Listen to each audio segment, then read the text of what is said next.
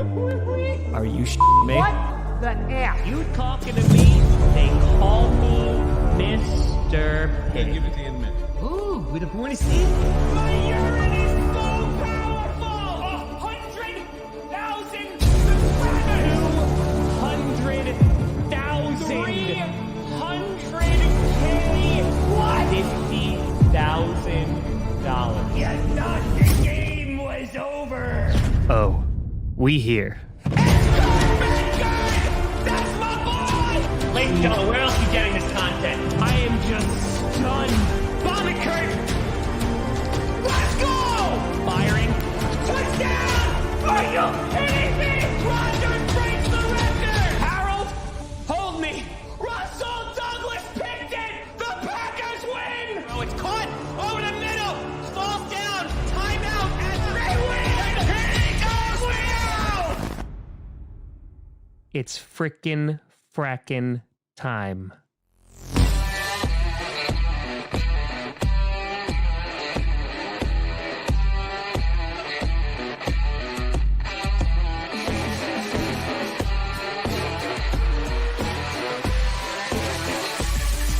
The NFL draft is officially open.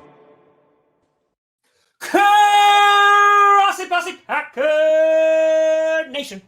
Welcome to an episode of Podcast, the podcast where you don't have to be Packers fan, but it sure does help. I'm your host, Tom. Oh, baby. I am not alone. No. I have friends today because with me is the one, the only, the legendary, the QB1 in all of our hearts, Kurt frackin' Ben Kurt Grossley. I'm glad to be here. I'm so happy to be here. Dude, we're going to crush it. We're going to get it. We're going to break all the news. We're going to do all of the things tonight. We're going to talk about, of course, Thursday game. We're going to call the game. We're our first game stream together. The first of maybe some more in the future. You said it, not me. That's what I'm said it, not saying. me. Listen, it'll be nice to stream with an NFL QB, kind of just getting some things. And it's also your old team, the San Francisco 49ers. But, Kurt, before we even get started, let's go, baby. We're on StreamYard, so there's no timeouts. I'm sorry. We try to get it through Streamlabs, but Maybe next time. Maybe Next time. It was. I did the best I could with what I had to work with. All right, we're doing It was crunch time. I had Scout in my lap. We were doing our test, Yeah, tech it's just check, good. and Scout saying, belly hurts, watch football. So, we're in that phase. I watch the Packers, and sometimes my belly hurts. So I You get and that. Scout have a lot in common. That's we got. Oh God, that's tough. Maybe Purdy. I mean, I'd start Purdy because again, listen, the 49ers are unstoppable. But hey, let's break some news here, Kurt Ben Kurt. Yes. A bunch of things have happened over this past week with you, and we'll talk about stuff because you'll be there for GPS tomorrow morning, baby. Back to back? Let's go. God, Let's get it. slated. Let's get it again. Do it. But Yes. you said that you turned down an NFL team, an opportunity to go to their practice squad, and listen, folks, Kurt and I, I like to think of myself as a life coach sometime. For one, Kurt Ben Kurt, and Kurt called me up and said, Tom, this team reached out to me. They want me to join the practice squad, and I said, Kurt, you gotta follow your heart. What team was it? And what team was it, Kurt? It was the Minnesota Vikings. It was the Minnesota Vikings. So I said that they could take that contract and roll it up in a ball and shove it up their keister. And what'd you tell him, Kurt Ben Kurt? I told them Tom's paying more. That's right. I said, what? Which? What actually had happened, though? Let's just what actually had happened. It was the Vikings, though. It was the F Vikings. the Vikings forever. The Vikings did call, and they offered me to come up for a workout with all intentions to sign because they have some movement going on. And I was in quite the predicament because it has been a really long year for myself, my family, my daughter. We've lived in basically a one-bedroom apartment for months, out of suitcases across the country, just did a week-long road trip back. Christmas is like next-ish week. And after I went to Carolina and came home, I told Sam and Scout, I'm shutting down the workouts. I'm not doing anything else this year. I'm going to spend the rest of the year together as a family. And then then I got an unexpected call and I had to make a really hard decision. And as much as I would have loved to have been in Lambeau Ugh. next week on Oh, Christmas Eve, oh I no, had with the I had Dolphins. to be very transparent and tell them that I really appreciate the opportunity, but I have prior commitments.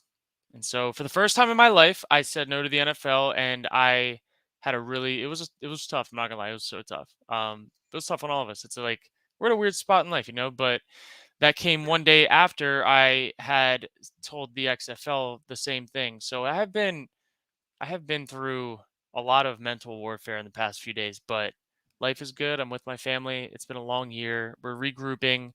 Um, yeah, we're excited to spend Christmas as a family for the first time in like 10 years. My mom and dad are going to be in the same place at the same time. They're divorced. Like Love it's going to that. be cool. Yeah, so like it's just kind of like a personal thing. So that's where we're at. Listen, Yeah. all I know is you're making the best decision for yourself, your family, and at the same time, if it hurts the Minnesota Vikings, I fully support you, Kurt. I support you regardless, Appreciate the love. but that just puts the extra cherry on top of saying F the Vikings. And listen, we'll get into the XFL. Like we'll talk about all that stuff. I'm excited for tonight because this is I also can't wait. it's your former team, the San Francisco 49ers. And yeah, Man, I see Beth at the 20. Hello. I will say that I'm really excited to cast this game specifically. I know we put it on the calendar a couple weeks back, you just did. started teasing it. But yeah, I'm excited to see how they play in a hostile environment, maybe a little banged up. I know their game plans. I know how they want to play football. I think it's very transparent how the 49ers want to play football. It is what it is. At least they But can be transparent about one thing. What? you said it, not me. I didn't say anything. I just this it's just their game plan is just very, very complicated. That's it. That's it. This is gonna be too much fun. What a great game to kick off. But yes, this is gonna be a good one. I'm excited to see how Brock plays in a hostile environment. He's super talented. Everyone says, oh, he's undersized, he's this and that. Like, dude can play. He's in a system that, like, for any quarterback to come in and have to take over with no experience, like, that's the system you want to be in with those guys around you. Obviously, he's missing Debo, so that's going to be a little bit of a, little dry spot, but they have a deep roster. They have talented guys. We'll see who steps up tonight, and I'm really excited to see what the Seahawks game plan is to stop that offense. Well, because their defense is not good, and especially their run defense. And oh, look, it just so happens that you guys have an amazing run game, right? So you look at the 49. I mean, because we'll talk about this too, but you obviously know Brock Purdy, right? Same locker room, what have you. And it seemed like that there was kind of this, hey, like the 49ers liked him throughout camp, and kind of were like bringing him up, and Very obviously clear. Yeah. felt confident enough that like he's out there being their starter, and yeah, I would say what I think it is that when you, as a coach, you get to evaluate people against that defense every day in practice. Like, Brock was taking almost every scout team rep. So, like, that's a hard task against that defense who practices how they play. God. Like, it is wild. That's why I think they're so successful in defense. They practice really hard. Like, everybody goes all the time.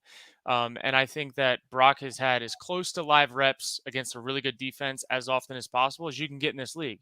And so if the coaches see him making plays, yeah, he's not getting hit in practice, but those are uncomfortable situations with like dudes in your face, like tight windows, like people running bad routes because it's scout team.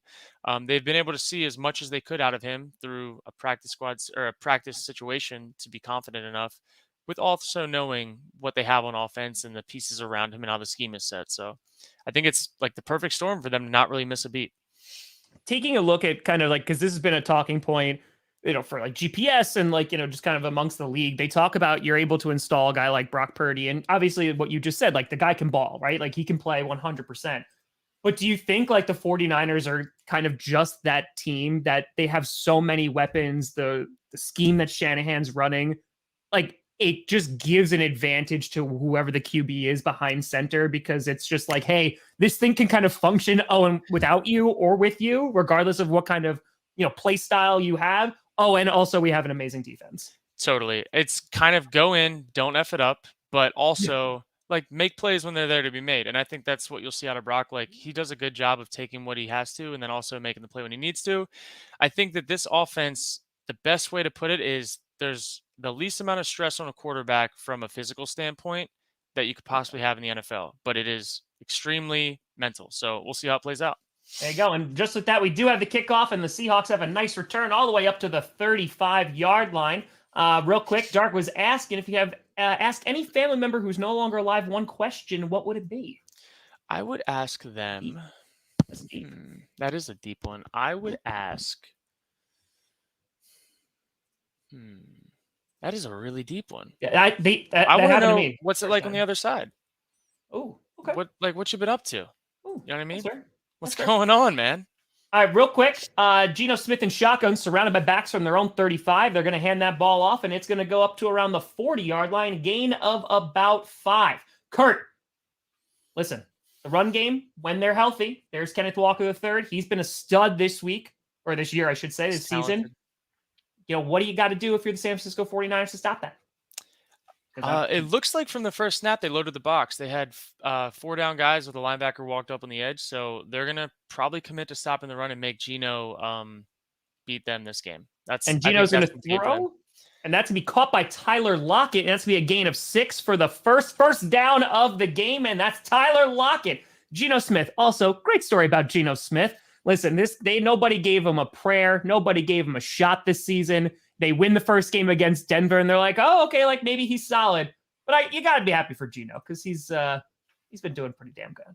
Yeah, I'm super excited for how that played out for him. Imagine going from a guy like Russell Wilson, had all the Super Bowl stuff, all that, and you've just kind of been in the shadow, and then to get this chance and then excel. I know he's got to be happy with that screen. Tough. Yeah, screen that gets absolutely blown up, going to lose about 3 to 4 yards there, absolutely gone. So that's going to set him back a little bit. I think running a screen on the third play of the game says a lot about how you want to approach this. They're going to be running a lot of screens. They're going to be chipping the D ends with tight ends. It's kind of been the theme for trying to slow down this rush for the 49ers defense. There you go. Well, I mean, listen, the 49ers right now, and listen, you have experience with them from last year, of course, going into Lambeau, and then going to see them this year.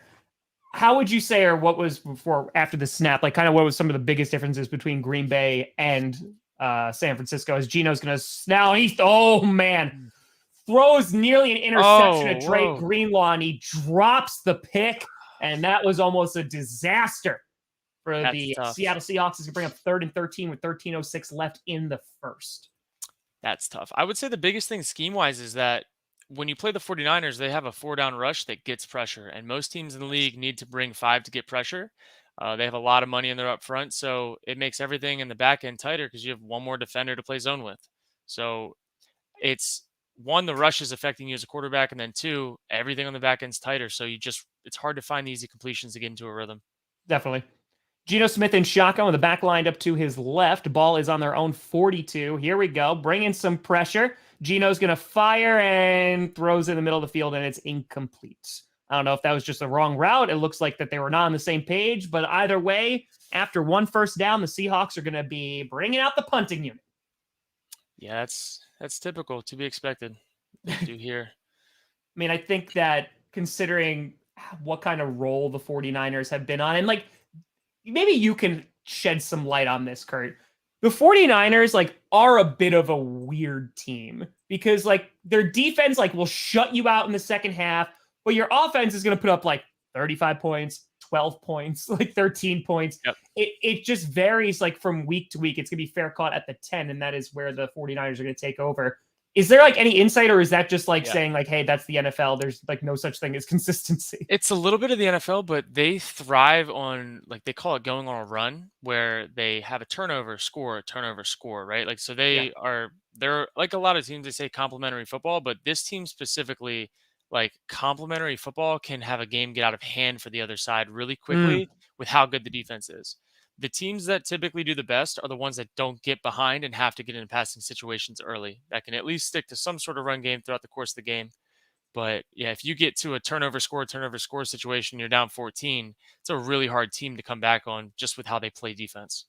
Sure. I mean, and they could also just grind out the clock too. I mean, because even when Garoppolo was back there, he wasn't expected to do everything. It was just hey, complete a 5-yard pass every now and then, and you're good. We're vibing. Yeah, so, he's exactly. So with this team, with you having the knowledge that you do, Do you think that the San Francisco 49ers like 100% Super Bowl contenders even with Brock Purdy back there? Yes, I think this team is going to be very similar to Peyton Manning's Super Bowl year with the Broncos. Ooh. That defense, like nobody was talking about how amazing Peyton was in that last No. stretch. You know, like they were like, ah, Peyton, Brock, I don't know, like Brock Osweiler, I don't know, like who's gonna play, we don't know. And it didn't matter because that defense was so damn good. So this one though, I do like they do have a bright spot in Purdy with his athleticism. Um, Yeah. he's young and like yeah, that's part of it. But I also think there's some benefits to being young in this situation. Like, dude, you got nothing to lose, go do it. Yeah, exactly. I mean, it's also like kind of a really awesome story with Brock Purdy too, like Mr. Irrelevant, and now he has a chance to like go to a Super Bowl. Like that's pretty freaking cool, man. Yeah, that's like storybook, like how it all lined up. He was the fourth guy technically on the roster with Jimmy kind of in limbo at the beginning of the Yep. season. So what Trey, they had Sudfeld, Jimmy in limbo, and then Brock. They signed Jimmy to an extension, trade Nate, then Brock's the third, and then it's just been bam, bam, bam. Here comes Brock. Yeah. And so, I mean, it's definitely cool for him because I know as soon as Jimmy Garoppolo got hurt, my mentions spiked up dramatically going, oh, well, they're going to re-sign one Kurt Benkert. I thought so, man, but I really do think my time there was more of just a placeholder for them because when I was on my way out, they straight up told me, look, man, like you did everything we asked you to do. Like we thought you played well and everything, but we had our eye on Eason during the draft. And that was a couple years ago. He's been bouncing around. We've never really had that spot open for him. We feel like this is our time to take a longer look at him. So Yeah. like it was a very transparent conversation. I'm like, all right, it is what it is. I know like I'm year 5 right now. Um, McCaffrey's going to get the pitch and he's going to get 2 yards on first down. Okay. Were you saying, Kurt? oh, you're good. I was good there. Oh, okay. That's it. Dude, Ooh, do tampering rules apply to practice squad players or can teams contact them at will? teams can contact at will. Last year was a little weird with the COVID rules. You had Yeah. like COVID protections the last 2 years, but this year, guys can get signed from one practice squad to another team. I think the only rule is if it's not the team you're playing that week, and Ah, it's after like X day of the week. that makes sense. From the 13, so it was 3-yard gain by McCaffrey. It's going to be dumped off to Kittle, and he's going to fight maybe for about 2 yards to around the 15. Should bring about 3rd and 5.5 to go with 12:10 to go in the first quarter. That play call is strictly to get Brock's first pass on a rollout, ball out of his hands without having to deal with any pressure. Those are an offensive coordinator's gift to a young quarterback. Like, hey, get your first one on the run. So, Kurt, something that I noticed, and maybe you can speak to this a little bit, is that I've seen a bunch of like young, whether they're rookie or like newer QBs, when you get in like this 2-minute drill, instead of like, I'll ask that question fully in a second. 3rd and 5, from their own 15, Purdy looking, firing, and that's going to be caught, but it looks like it's going to be about a yard shy. It's completed by CMC, and that's going to bring up 4th and 1.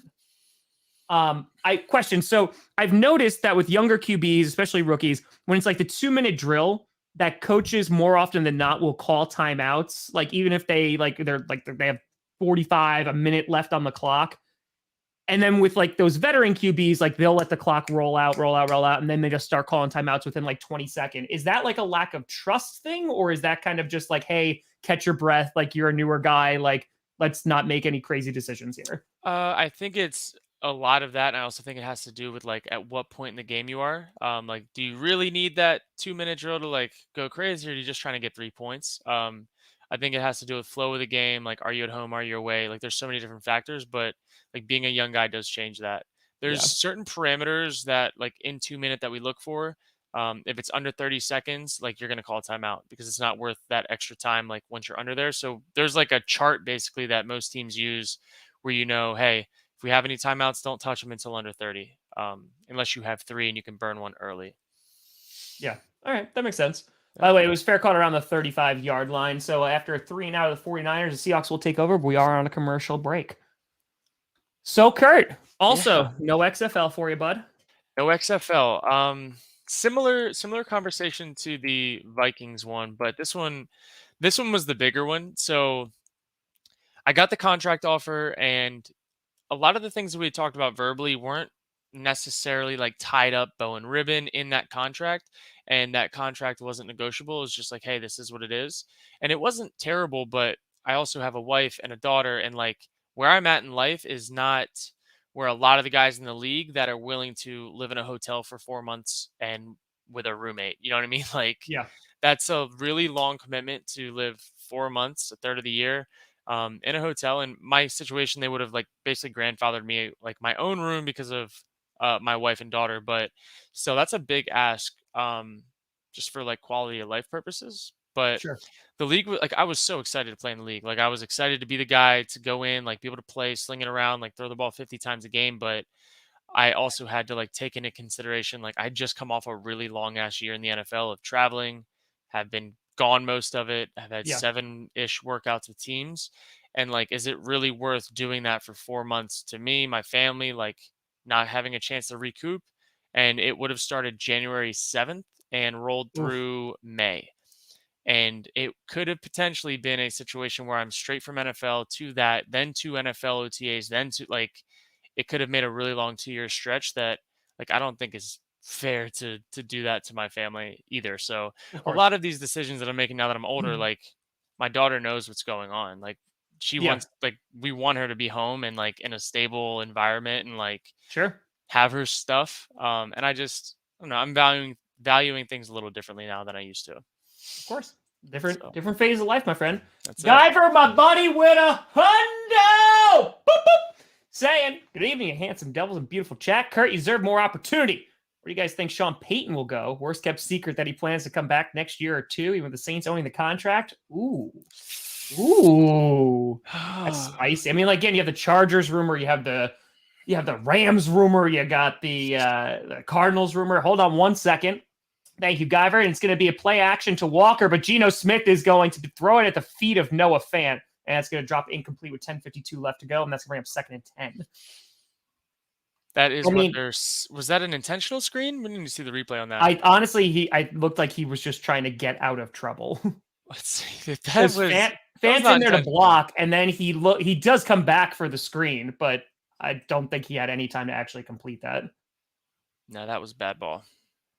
That was no good. But yeah, Guyver, honestly, I think like the Chargers are definitely there if they wind up parting ways with their current HC. And then Cliff Kingsbury, it's going to be about like who does Sean Payton It's want to going to coach be a up. really, really interesting offseason in the NFL. Oh, yes. Geno's going to, he's going to hand it to Walker, who's not going to get back to the line of scrimmage. Goes to the left side, he's going to lose 2 yards there. That's going to bring up 10:39 to go in the first. This is the Niners defense I remember from practice. There you go. It does not look promising up front for the Seahawks tonight.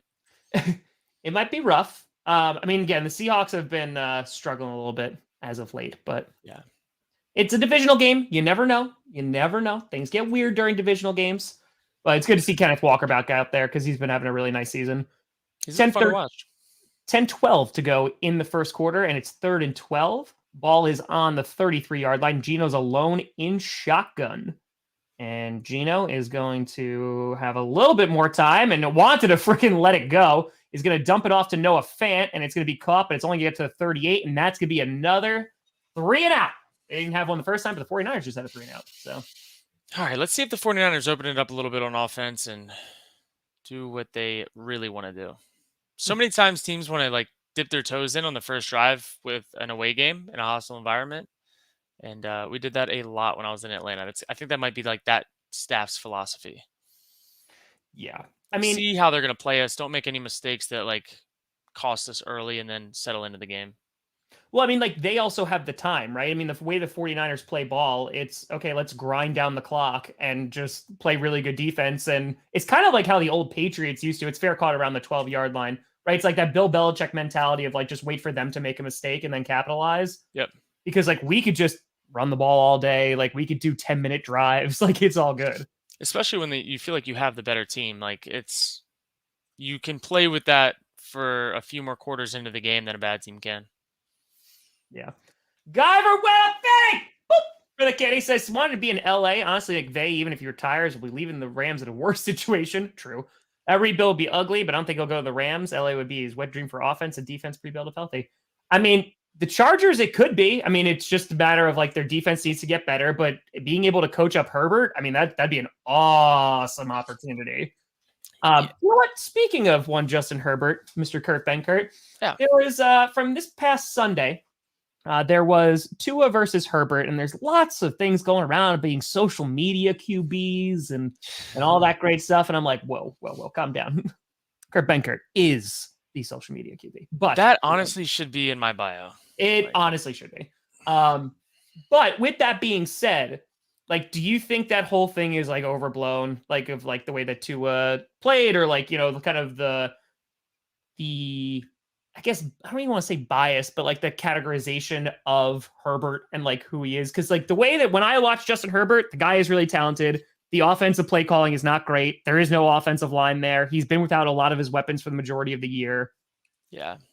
I look at Herbert talent-wise in a very similar Panthers category as Josh Allen, just not as physical, or not that he's not as competitive, but not as like, what's the word? I'm gonna hurdle dangerous. Your he's not as Okay. much, not as dangerous of a player, but he has like the similar skill set to make the same type of plays.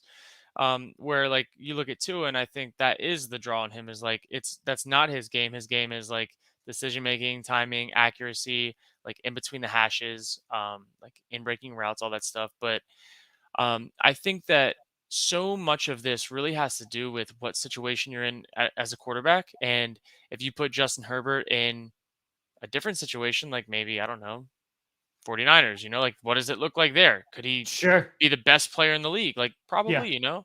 And so I think if you swapped them on teams, that might be a similar conversation too. So I think so much of a quarterback's play, especially a young guy like under his first 5 years, has to do with what situation you're in and what support system you have around you, from like coaches, play calling, players, line, like all that stuff, and defense too. I got you. That makes sense. Jake, I see yours. So hold on 1 second. All right. So from deep in their own territory, from around their 14, it's going to be jumped off and caught up to the 20, and that's going to be Christian McCaffrey. It's going to get up to around the 21, gain of about 7 there. Jake with a fitty, boop for the kitty, saying, Kurt, if you have a very tall wide receiver or tight end and you're in the red zone, why not just throw it up for them? Cornerbacks and safeties are tiny. Even if they can jump, so can receivers. Oh, man, this is so condescending, and I'm going to say those were my suggestions back in the day that people didn't like. I plead the fifth. You got a big guy. Just throw the big guy the ball. It works for a lot of people. I think some people made huge careers out of that game plan. Marquise Colston. Yeah. From the 21, real quick, Purdy. Oh, big hole up the middle to the 35 to the 40. And McCaffrey's going to bring it up to around the 43. That's a big gain and a big time first down for the 49ers. So I'm sorry, you were saying, Kurt? I was going to say, yeah, just do that. I'm not a big fan of overthinking things in the red zone, especially when you are able to get a one-on-one matchup. It's whose guy is better. Yeah. It's just like that one-on-one and like, hey, just do it. Yep. Ooh, Kurt, what's your favorite personality trait of A-Rod's after being in the QB room? I would say that he is a lurker on social media. I love that so much. That's ball is on the 44. Purdy's going to hand the ball off to CMC again, who's going to try to reverse directions, get up to around the 47, gain of about 3 to 4 yards. So, because you had, was it Kaiser who came out? I think it was Kaiser? Sean Kaiser, who came out on the podcast and said, like the first time he met Aaron, he was like, do you believe in 9/11? It was like the first thing he said to him. I was like, oh, there you go. That's so funny. You know what, though? Like, talking to you, talking to like Ryan Grant, talking to like some other people who have been around Aaron, I'm like, yeah, sounds about right. Like, it's like, it's more or less like, just like, hey, dude, you ever thought for yourself? Like, that's really what he's getting at. I think like whatever the question is that he's asking isn't about that. I think it's more, it's not like, the content, it's your thought process. No, it's like, dude, like, you ever just like sat and like come up with something on your own? Like, what do you believe? And so that's like, I think that's really what he likes to get at, is like, he likes to make people think, and it's not just about those things. It's like, sure, okay, why are you calling that play? And it's like, no, like, but why is this in the game plan? And like, he'll just straight up be like that. And it's like, I respect that shit. Yeah. Benny Tech giving 20 memberships. Appreciate you, buddy. All brand new members, head on over to the community tab on YouTube. And you can check out the Discord that's on there. We are on an injury timeout, number 90. The Seahawks is down. Guyver, let's talk Breeze connection with Coulson and just how damn good they were. Underrated? Breeze was underrated. Yeah, I feel like Breeze is definitely underrated. Like his completion percentage is like 70. Like it was insane. Yeah. I think their philosophy of like they had big receivers, big tight ends, like a good Handsome. run game and like running backs that could catch, and you knew that Drew Brees was crazy accurate. So like that was the good formula. That was Yeah. it worked for a really long time. I hope it's a good soccer game. We've had some good games in the World Cup. People want to know what Jimmy G is like. I just said handsome. Jimmy G is like, Yes.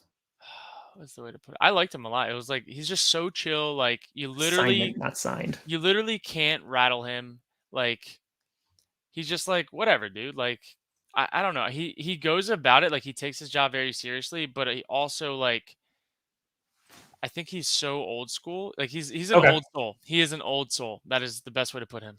I wonder if some of that came from like hanging out with Belichick and like sitting behind Brady and like took because some years off his soul. yeah, 100%. I'll imagine like Belichick sucked some of it out. So it's just I actually heard that him and Oh. Belichick had a great relationship. I did too. I heard there was I another heard- relationship that wasn't so good. I heard that him and Belichick had a great relationship and that he almost was going to be there for a while. Things happened. Yeah, things happen. Things happen. Ooh, Lions' sudden surge of success in the past few weeks. Kurt, you been seeing that? I'm a surrogate Lions fan. Is that a thing? I'm a fan this year. I'm just gonna say it. I like what they're cooking with. Does that hurt? That's fine. That's fine, Kurt. You know what? You came on the show. It's fine. It's your guest. You can do what you want. You don't want to take your shoes off when you come in the house. That's fine. It's fine. You know, it's just usually it's a little policy. You got some mud on the shoe. You can't tell me that if Dan Quinn wasn't a Packer, you wouldn't just have all his merch and all of his. Oh, Dan Campbell. Yeah. What did I say? Dan Quinn. Yeah. That was a Freudian slip. Yeah, Dan High Campbell. formation. Pitch to CMC, who's going to get across the 50 to around the 48-yard line. They'll bring up third and round like 3, it looks like. Listen, I've said this now. If the Packers can't make the playoffs, I want the Lions to go to the playoffs and knock the Vikings out so bad. So bad. So bad. Just because I hate the Vikings, though. Yeah, I feel that. Because listen, like the Lions were always like the cute little brother, like, oh, it's the Lions. But like, it's not going to be like that anymore. Like, they got some monsters on that team. And they don't give a shit. No, they don't. Watching them play is like, dude, I love watching them play. You can tell that it's running from the top down on that team. Oh, definitely. So we got Purdy, 3rd and 3. Yeah. At Purdy, midfield. Yeah. 6:35 to go in the first. Purdy is going to throw on 3rd and 3. Dumps it over the middle, and that's going to be caught to the 41, and that's going to be Jennings with the first down. He's such a good 3rd down receiver. Jennings? Yeah. He does make a lot of... I also want to ask you, too, we'll do this during a commercial break. So I've streamed every primetime game so far this season. Every one. Mm-hmm. There's been a lot of really bad football this year. And I feel like just the quality of the football has not been great. And I would love to kind of get your take on that. Kind of like when, whenever we get a commercial, just like why you think that is. Is it just like a weird year? Is it there's not good defenses? Like what is going on? It's going to be pitched to McCaffrey, who is going to get tackled about right around the line of scrimmage. Not going to be any gain. 2nd down, 5:50 to go in the first. I think it's a weird year because there's no like one true dominant team that like kept their whole roster together. And so there's not the Patriots that you look to every year in the past. Like the Packers roster looked way different this year, like coaches too. There's like 5 or 6 teams that every year you're like, oh yeah, these are the teams. It's a really weird year there. So you don't have those teams to count on to play really good football. And so everyone's kind of at the middle of the pack, just breaking away a little bit. I mean, I would say the Eagles are probably the only team that you feel like's playing good football all the way across the board. And Purdy from the 41 and 2nd and 10 just dumps it off to Christian McCaffrey, and that's going to be enough for a first down. Gets 10 yards. That was a great play. It's also fascinating, Kurt, because like you watching so many different teams, you see how different the offense is. So like when the Packers are going through their offensive struggles and we could not move the ball at all, and like 3rd and 8 was like, well, we might as well just punt it now because there's no way we're getting it. But then you watch like a Patrick Mahomes and an Andy Reid style offense, it could be 3rd and 18, and someone magically is open for 15 yards. Like, is that just great scheme? Is that just like you have those impact players that are so damn good? Like, I think it's scheme. I really do. I think scheme gives players a chance, and then the players have to execute. But if you don't have the scheme, it makes it really hard on the players. hand off to McCaffrey for 2 there to be inside the 30. That makes sense. Yeah. It also can make players look really, really good. Totally can. And I think that also too, like, if you have a okay scheme with amazing players, then it can look solid. Yeah. But if you have an amazing scheme with amazing players, then you look different, like way different. Yeah, it looks like you're playing a different game. Inject. Hi, Tim. Hi, Inject. And he says hi to Kurt. And he says hi to Kurt. What's up, dude? Let's go. Purdy throws over the middle, wide open to Kittle to the 5, and that's going to be a touchdown. Fakes it. What? That was a crazy look. He's doing 360s over there. He's like no scoping on Rust. I Literally went to go throw it to McCaffrey, and then Kittle's wide open in the middle. And that's going to be your first points of the day. I need to see this replay. That was fancy. Look at Brock there. He's fiery, man. He's doing spin moves over here. That was pretty damn good. He brings a different 3:49 element. left to go in the first. And Kittle was wide open. Yeah. So now, Robbie Gold, I'll fix the score in un momento. Just as a pain in the tuchus here on StreamYards. And the kick is up, and it is good. Let's see what this looked like.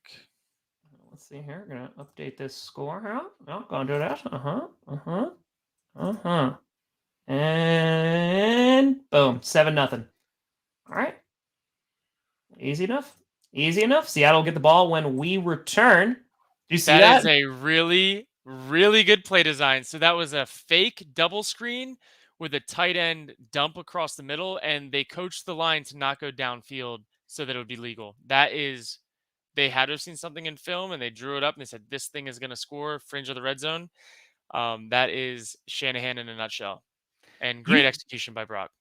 You've seen a lot of like those penalties of like ineligible man downfield a lot this year. I feel like it's up, but yeah, for that was a damn good. That was a damn good one. Sorry, it's StreamYard. I'll go back. I'm working on. StreamYard is we do what we can here. Okay, got that one. Hold on, we're scrolling. Oh God, is that a question for Kurt or myself? Me? They should. they should. I'm not reading it. What'd you say? I'm not reading it. Yeah. Okay. I'm go. Just la-di-da-di-da-di-da. Okay, got that one. Where's the LQ one? That's not. Oh, was it just a member one? Because those do not pop up on StreamYard. Yeah, they don't pop up on StreamYard. That's just a member one. So, Russell, do you think Purdy can win Offensive Rookie of the Year? I think it might be a little too late for that. Yeah. LQ, hey, Kurt, Lions fan was at the game on Sunday, front row. Do you think they can win out and get to the dance? I believe they can win out. Will that get them to the playoffs, like guaranteed, or they need something? They need to win out. Like the Commanders need to like lose a few, and then like the Giants and stuff, and the Seahawks need to lose a few. So, if they make it to the playoffs, that's one of the last teams I'd want to see. Makes sense. Like, yeah, they'll come biting kneecaps. I think Kurt Benker's pretty good at those video games there. And off to Kenneth Walker, who's going to pick up about 3-ish yards there on first down, up to their own 35. Any other hobbies, Kurt, besides video games? Video games. I'm gonna start surfing. I picked it up a little bit before I got picked up by the Niners, and I'm gonna dive back in here really soon. I was supposed to go tomorrow, but my wetsuit didn't come in time. Yeah, just that, and I like doing tech stuff. I work for some tech companies. It's fun building nerdy things. Love it. Gino and Shotgun surrounded by backs. That's a problem. That's a problem. Sack. Oh my God, it's a strip sack too, and it looks like the Seahawks fell back on top of it. They did, but yeah, that's bad. 2:58 to go, and that's to be a loss of some major yardage there. This is a young O-line. This is a young O-line late in the year. The season's dragging on. Oh, that's tough. Ufanga's been amazing. He has, man. He's got such a great football feel. See, that's on 72. He's got to slide to the widest. looked like it was 3 scats, so man sides on the left, zone side on the right, and you just keep sliding to the widest guy on the right side. They missed it again, the screen. Let's see here. Yep, and that's batted down, so that's going to be incomplete. And just like that, the Seahawks are going to go 3 and out. Kurt, they're asking about a minor league feeder system for the NFL. I think that is the plan for the XFL. They just have a lot of logistical things to iron out, I believe, for it to be like a true feeder. It's just tough. Like the way the NFL offseason is, there's a lot of time required to be there in the offseason. So it's logistically more of a problem than anything. Yeah, and also like there's like insurance and all that great stuff and lots of issues with that. Kick is away, and it's going to be fair caught at the 35-yard line. Yup, and there's going to be a flag. I'm pretty sure that was interference. This is going to get out of hand really quick. This is playing right into what the 49ers like. This might be a problem. This might be a little bit of an issue here. Hold on one second. All right, let's see. Johnny says, what kind of memes might get Roger's attention, Kurt? Asking for a friend who edits videos for a popular Packers YouTuber. That Johnny Barks edits my stuff. I would edit him as characters from movies. He's a movie buff, and I would edit his face, like Photoshop his face into different movie characters, like doing things, and just put him out there all the time. Johnny Barks, get on it. Get on it, Johnny Barks. Get on it. Let's go. The defense is just, yeah. I know, that'd be a thing. That would be a thing. I would absolutely love it. Stern, I saw your member. Again, folks, sorry about the members thing. They don't pop up on StreamYard. We're on a commercial break again. Stern asked, Kurt, you were in the locker room with Purdy. Is the nickname true? Wow. Wow. I will say anything you say is about to be amazing. I'll say I don't think I've ever been butt naked next to Brock. Our schedules were a little different. You know, I was in the hot tub. He was in the sauna. Like, we just didn't really like. You like movies about gladiators? Yeah, like I'm a really early bird. I get all my work done like super early. He like will more stick around later. Like I just Gotcha. You know, different schedules, I'd say. All right, Brock, what are you gonna do? All right, Brock is scrambling, just dumps it off to McCaffrey, who's gonna get about a yard there, get to the 49-yard line of the Seahawks. They have great field position there. That was phenomenal. Pizzle, you crazy son of a gun, gifting 20 memberships. Appreciate you. Thank you, and thank you. And here is Kurt Benkert, folks. If you don't know, Kurt Benkert also on Twitch right now. Also check out the YouTube channel. Go check them out. We are, as a family, going to be starting a family YouTube channel. We're going to be stockpiling some content, starting uploading in the new year. It is at the Benkerts. I'm really excited about it. So let's go. Definitely appreciate some support there. Here we go. From the 49, Purdy looking, firing, and that's going to be caught. And it's Ayuk going to be about 3-ish yards there to around the 46. That's where we have third down with under 90 seconds to go. Sean's asking, Lions, Cowboys, who wins, Kurt? I'm not sold on the Cowboys. I think their defense is good, but I think if they see a challenge from a defense against their offense, like I don't think that their scheme necessarily matches up well. Just saying. Good. I'm not drinking the Cowboys juice. Not. No context. Are we doing phrasing? So from the 46, Purdy in shotgun with the back line up to his right. That's CMC. And Purdy looking, has some time, throws wide open, and that's going to be caught. And that's Ray McLeod for the first down. But there is some laundry. There's a flag with 51 seconds left. It also helps, too, that like the O-line of the 49ers is also really good. Yeah, those, especially their, I mean, obviously Trent Williams is super special, but like their interior guys are like stout, man. So you don't. Well, I guess they're playing Brunskill now. He's not super stout, but he's like pretty versatile. Their left guard is like there's no push on that left side. Yeah, in Trent and their left guard, like there is no push, and then the other guys are just like they know their jobs. They don't miss assignments. You're not going to get a free hitter on you typically. They got a good recipe. I don't know how they pull all of this off with their salary cap, but yeah. McClinchy just got called for holding, so that's going to bring up 3rd and 16, so it's not a first down. And here we go. Brock, under some pressure, dumps it off to CMC, who's going to be able to work his way up to the 48-yard line of the Seahawks, but that is going to bring up 4th down and also 20 seconds left in the first, so we might see the end of the first quarter here. They're going to try to get him to jump here. Try to get him to jump off sides. Might have a substitution. 10 seconds left on the clock. It's going to be no snap, no play, and they're just going to try to get him to jump off sides. Kurt, when this kind of situation happens, right? Yep, what got him. determines if you're actually... Oh, crap. They got him to jump off sides with zeros blew it? on the clock. Oh, my God. They blew it? Damn. So there is laundry. I mean, it wouldn't give him the Dude. first down, but it would bring up 4th and 2. They got him. They can't blow that dead. That's not inadvertent to the quarterback. They cannot blow that dead. That's a huge missed opportunity. Man. Yep. So they're going to call him. It's going to be neutral zone infraction. So that's not going to bring up first down, but it's going to bring up 4th and 2. So that's if they want to go for it. Kurt, what determines if you're actually going to like snap the ball or if you're just trying to get the defense to jump off sides there? You're pretty much never going to snap the ball. Unless it's like, say it's 3rd and 1 and you're trying to get a free first down, like, and you know that you have leverage, you'll snap it. But anytime it's like running out the quarter, running out the 2-minute, any of that stuff, like you're pretty much just going to get on the line, not have a play called. And then if they jump, you'll have 4 verts. But I still don't know how defenders don't that was really blatant.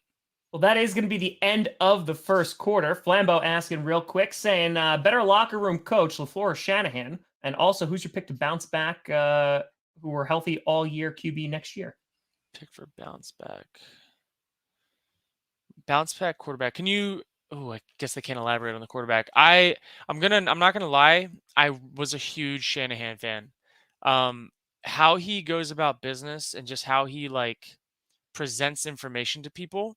I think he does a really good job of articulating hey, this may not be how you agree with things being done, but this is why I think this is the best way. So it's really easy to get on board. Okay, I may do it a little differently, but I know he has his reasoning behind everything, and that's how he approaches every single piece of his process. So it was cool to be a part of that. Thank you, EJ. Appreciate you. Look at that. Look at that, Kurt. Look at that. Kurt with the analysis. Oh, thank you. There you go. Much appreciated, EJ. There we go. We vibing. Let's go. All the way. By the way, folks, pinned all of Kurt's stuff in the chat. You can check out everything that he's doing, the Twitch, the YouTube, and all that great stuff. We got 3,500 people in here. Feel free to like and subscribe. And ladies and gentlemen, oh, baby, today we hit 399,000 subscribers. So we are less than 1,000 away. We have a good stream. That means we got the 400K stream tomorrow. We got the 8-hour fundraiser stream on Saturday. Oh, boy. It's going to be nonstop. It's going to be amazing. It's going to be great. It's going to be great. Raised 51K last year. Spencer wants to know if you met CMC. I did. So. I did. He was actually super cool. He is a closet gamer. Oh, really? Yeah, he's a closet gamer. Gilbert wants to know how your chair is.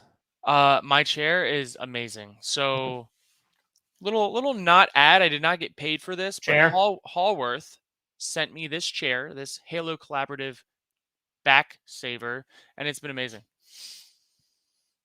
Do I have a dark sense of humor? Don't answer that, Kurt. Don't. It's a trap. It's a trap.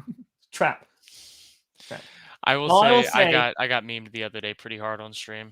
Did you? Yeah. I don't think F4.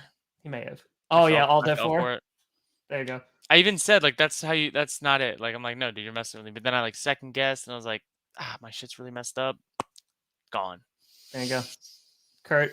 Yeah. I don't know if you saw that. I lost on clickbait and I had to get a yellow spandex unitard and dress as the Jaguars mascot when he was wearing an American flag Speedo. So that's what I did today. That was good. Let's go. Is this on Twitter? It's on Twitter. Yeah, I retweeted it. Let's go check it out. 4th and 2, and the punting unit's going to come out now. You don't have to find it. It's okay. It's all right. I kind of think that was a soft call. Kick is away, and it's going to be another flag and bounce into the end zone. Oh my God, you kind of look like SpongeBob a little bit. I got that a lot. I drew the spots myself. Looks like it. Let's see what the laundry is. Oh, we got a cha-cha.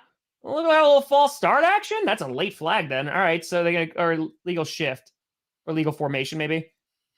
There you go. Yeah, so they're going to call that on the 49ers. All right, so first down, Seahawks. Kurt, how do you feel about Kenny Pickett? Mm, Mm, like, I don't love judging him based on the situation he's in. that's fair. That's very, very fair. You know what I mean? Like, I look at it like, could he be successful in a 49ers offense? Yes. You know what I mean? Hmm. I think my whole perspective of judging quarterbacks has changed a lot in the past few years. Yeah. I All right, here we go. see, yeah. Geno Smith and Shaka in the back lined up to his right. They're bringing some pressure. Geno, it gets picked up, fires a trying to back shoulder pass to DK, and nope, there was nothing there. I have not tried the Oculus yet. He's an underrated DB, man. He's really solid. Zadarius really unhappy with the pack. I mean, I know the answer to that. I know that whole story is that's an interesting Vendetta one. out of nowhere. I don't know what the deal was, to be honest. Yeah, he Not- just like left for a really long time and then came back and was not happy with how he was treated afterwards. I will say I just saw him in the locker room one day. I was like, holy shit, you're here. He's back. Let's see. That's going to be a run by Kenneth Walker, getting a few yards there, but that's going to bring up third down with 14:35 to go. Kaylee's always us. Always. Do you think the Packers make the playoff, Kurt? No. No. Dare you? How dare you? It's all right. You turned down the Vikings. So, Guyver win a penny. Boop for the kitty. Does Kurt know about the forbidden tadpoles and the story behind it? Some subs have inquired. Kurt, are you one of us tadpoles? Oh, God. I need to hear more about the tadpoles. You don't, Kurt. You don't need to. You don't. Hold on. Geno on 3rd and 5 is just going to dump it off to Homer, who's going to fight and gets about 2 yards shy of the first down. 14 minutes to go, and that's going to bring up 4th down. That is a really interesting play. So you saw Fred Warner just fly in out of control and like he missed the tackle. Yeah. That's actually how they teach them to play on defense because it gets the running back to stop his feet right here. And he trusts that his guys are coming in full speed behind him to stop him before the sticks. Oh, damn. So versus breaking down and trying to make the tackle, they say, shoot your gun. It'll get the guy to stop his feet. Trust that your teammates are running their ass off to finish the play. And that is, in my opinion, the golden ticket to how they play defense. That's really, really cool. And so, like, because it's a win-win, right? So it's like win-win. If he blows up the play and, like, actually makes the tackle, then great. And if he doesn't, his guys are supposed to be right behind him. Yeah, it's I don't know why I've never heard of it before, but I'm like, it makes so much sense. That's awesome. It's going to be taunting on DK Metcalf. So his 3rd down, they didn't even convert, and Metcalf is telling Greenlaw to come at him, and that's going to be a 15-yard penalty. That Batman's asking who your favorite Halo character and your favorite Halo game is. For me, it's Arbiter Chief. Oh, I missed it. I'm just a Chief fan. My favorite Halo was probably Halo 3 because of the rank play. That's what got me into competitive gaming. San Fran's going to get the ball here. Kicked is away, and it's going to return to the 27, to the 30, to the 34. Nice tackle. It's a really good tackle. Okay, and then here you go. Courage, rather be coached by McCarthy, LaFleur, or Dan Campbell for the next 5 years, purely based off the culture they bring and why. I mean, you only were under one, but I'm gonna say Dan Campbell. Like I also have a soft spot. I was Yes. a Dolphins fan growing up, 900. and the Dolphins had Dan Campbell as their interim coach one of the years, and Yes. they were like 0-8 or whatever, and like they went on a run, and then they didn't rehire him, and I was heartbroken as a kid.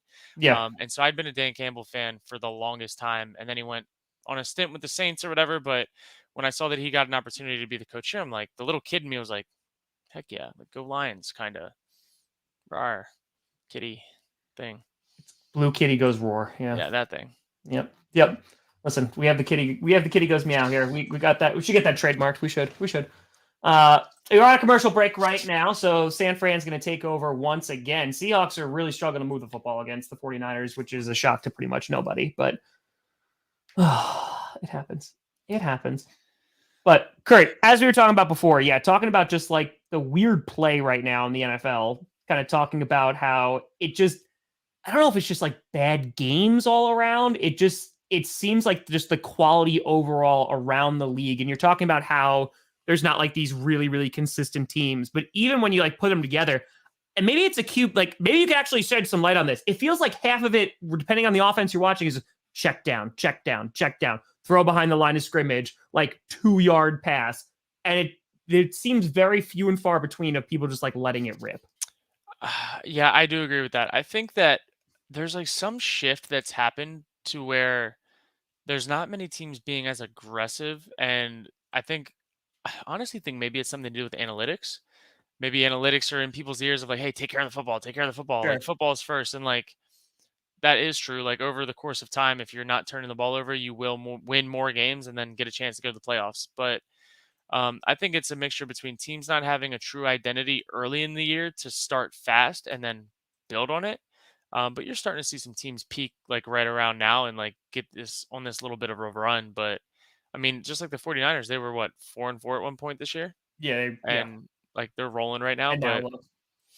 yeah, I don't know. It is a weird year in the league. I think there's been a lot of shift, a lot of changes in the rosters that affect quarterbacks, that affect play calling, all of it. So nobody really had an identity to start the season like you typically expect.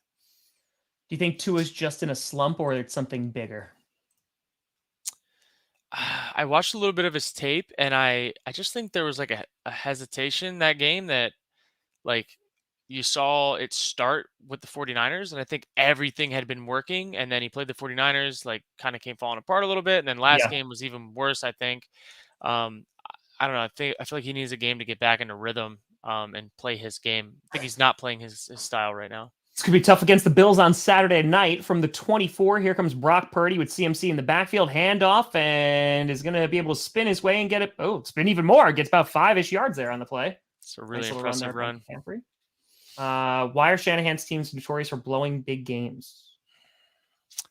Is it not getting away from the? Is it not getting away from the game plan? Like, I think it's trusting your run game so much.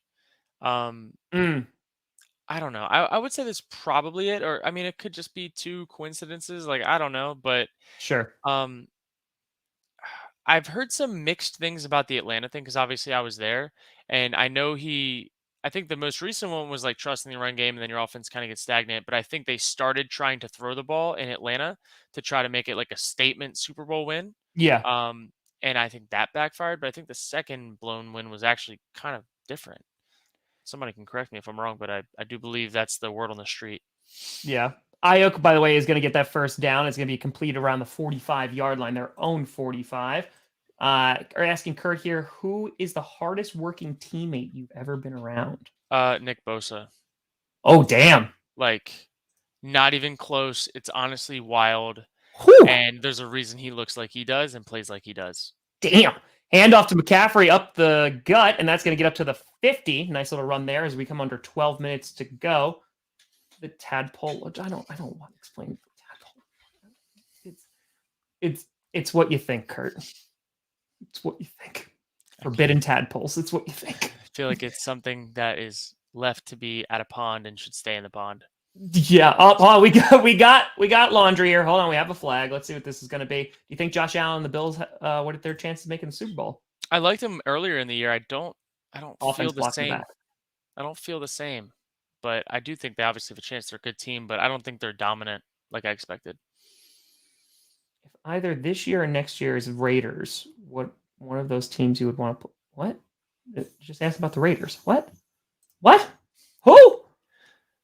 What do you mean when you say a team has an identity? I never heard it said, but has you mean what? Oh, like so basically an identity for a team. Well, like again, like you could be like a run first team, I would assume, right? Yep. Play call, like style of play call, like expected what you're trying to do in certain situations. Vikings will never win a Super Bowl, right, Kurt? It's tough to win Super Bowls, right? Kurt, you're breaking up. You throws over the middle to Kittle, and it's gonna be caught. It was 1st and 18 after the legal block in the back, and to get up to the 47-yard line. Yeah, I don't know, something with your mic, Kurt. I think it was just too far up north. Yeah, it's just something right. SJ went up fitting! Boop! For the kitty. Said used to work for the National Hockey League at Prudential Center in Jersey, and on game days, I've seen some pretty unique game day routines. What's your typical game day routine look like for you? I have to get there early as shit. I have anxiety if I'm like sitting at home like doing nothing. I just want to get to the facility and put my pads in my pants. Like I I have this like I just want to have everything in my locker aligned exactly how I like it. Everything set up, cleats, socks, like what I'm wearing that day, and then I can chill. From the But 47, Purdy. Ooh, it's I don't know if that got tipped, but sails over Christian McCaffrey's head, and that's going to bring up 3rd and 9. Looks like he got hit. Gets knocked down there. Guyver with a hundo. Boop, boop. Saying he must know. Kurt streamed the other night. Someone came into chat and yelled at. Oh yeah, so basically somebody yelled at me for not having children, like just like randomly because you stream, people are weird. Yeah. And then basically people were like that person was demanding I spread my seed, and it became a joke. And then that's where Tom's Forbidden Tadpoles came from. Are you happy now? Are you happy now that Ben Kurt knows about my Forbidden Tadpoles? I would never have been able to live with myself. Yeah. Having missed that. Yep. 3rd and 9. Oh! 30 fires, and that's incomplete. Oh, that's tough. Looking for Ayuk. Double coverage, too. I want to see this route. Seahawks. Seahawks. Well, this is not blowout yet, so that's nice. That's nice. I'm imagining that was a scooter route, and it looks like Kyle is pissed about the depth and how he came back down from the top of his route. It is going to bring up 4th and 9. Let's see. Damn, they had it too. Caleb, you said you didn't want to judge Pickett, but what about Lamar? And kind of like, is that like the offensive scheme? Or like they kind of been slowing down a bit more? I think he's dealt with some injuries this year. I think he planned to come into the season a little heavier, a little bulkier to try to take the load of the season, but I kind of think it's slowed him down slightly. Isn't as elusive maybe as in previous years, but that could also be due to injury. You never know. Just because it's not on the injury report doesn't mean there's nothing there. Say that about the NFL.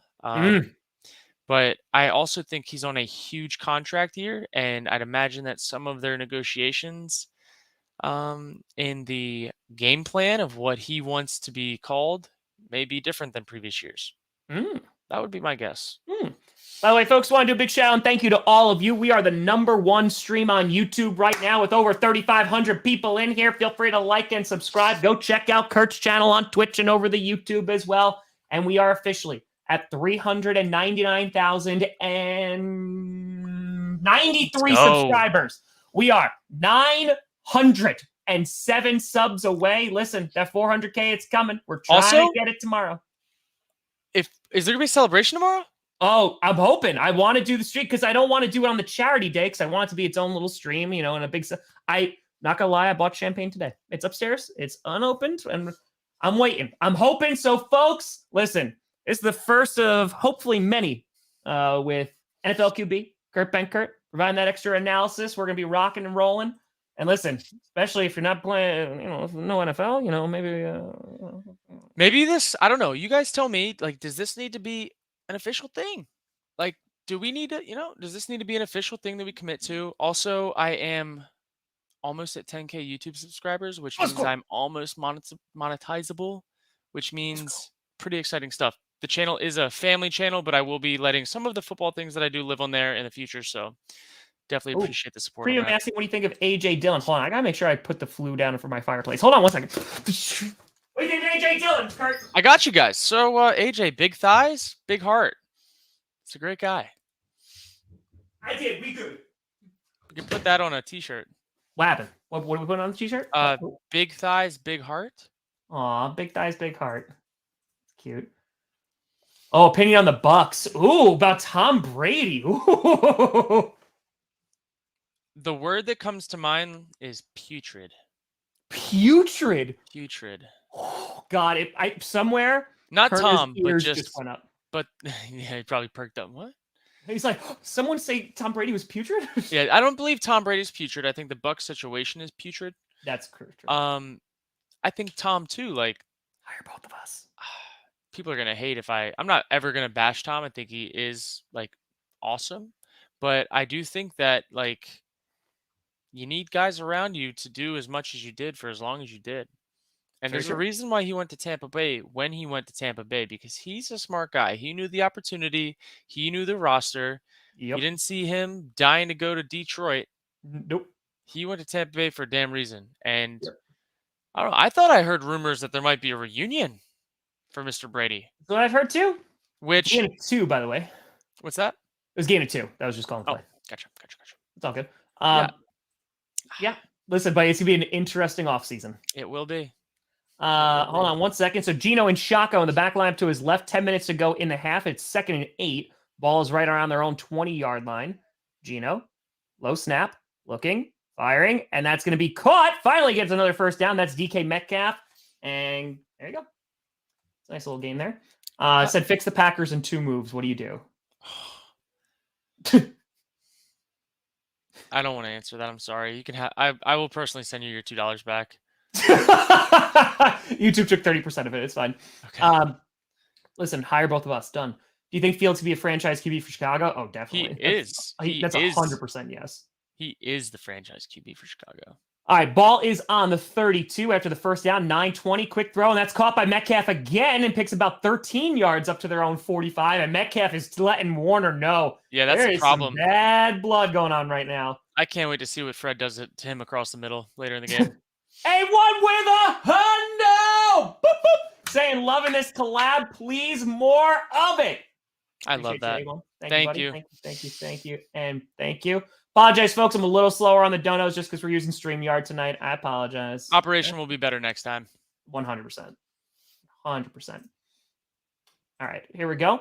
Ball is on the 46. Gino and Shako on the back line up to his right, and that's Kenneth Walker. Throws, and that's going to be incomplete looking for Metcalf. Really didn't have anything there. Anyway, the 49ers sideline's laughing at him right now, saying, what do you think of the Panthers right now, Kurt? You know, I was there for a workout last week. Was it last week? It was last week. And I just think the vibe there is they know, like, I think, okay, the best way I can put it is they're happy with the coach that's the interim coach and, like, how the operation's going. But they kind of, yes, like, people respect him. They like how he goes about business. I just think everyone knows, like, 9 out of 10 chance that complete shakeup at the end of the year. So it's just kind of like a countdown.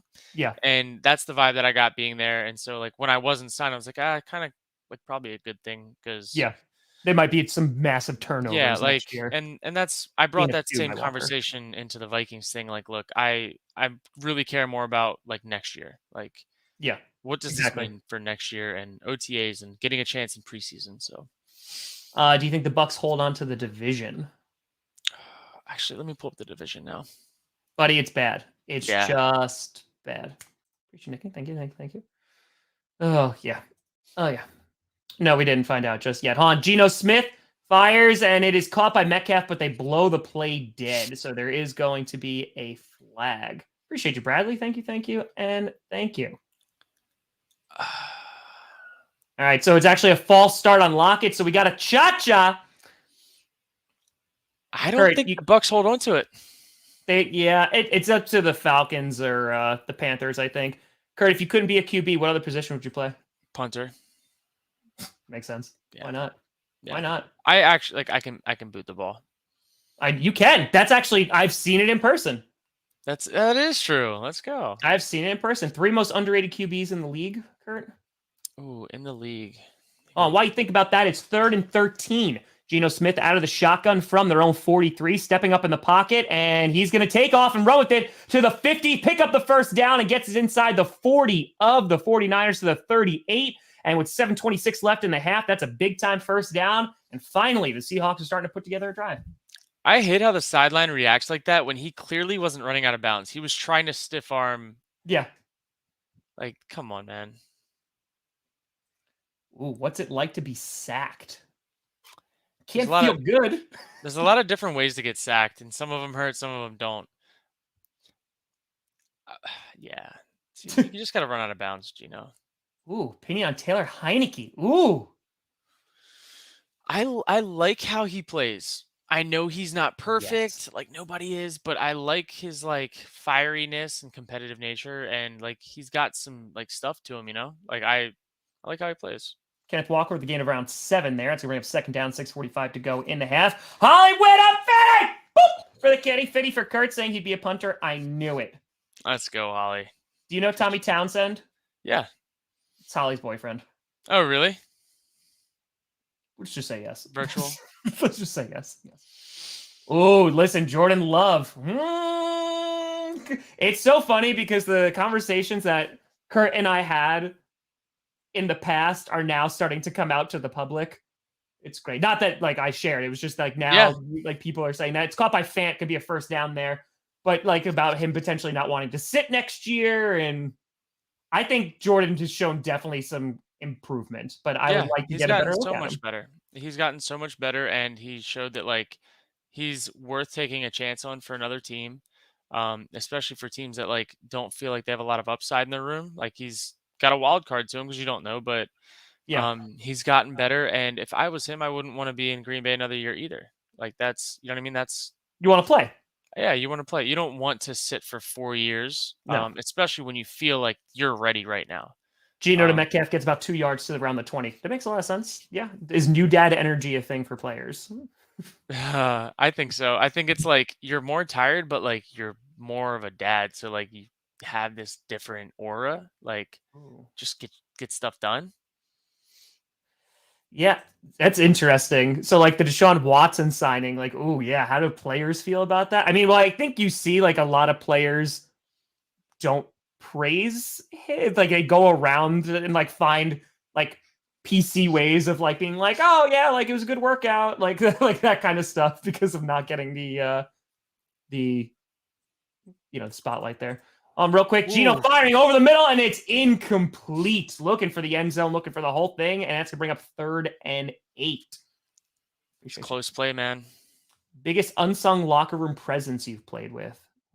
Unsung locker room presence. Let me think about that one. That's a good one. It's true. It's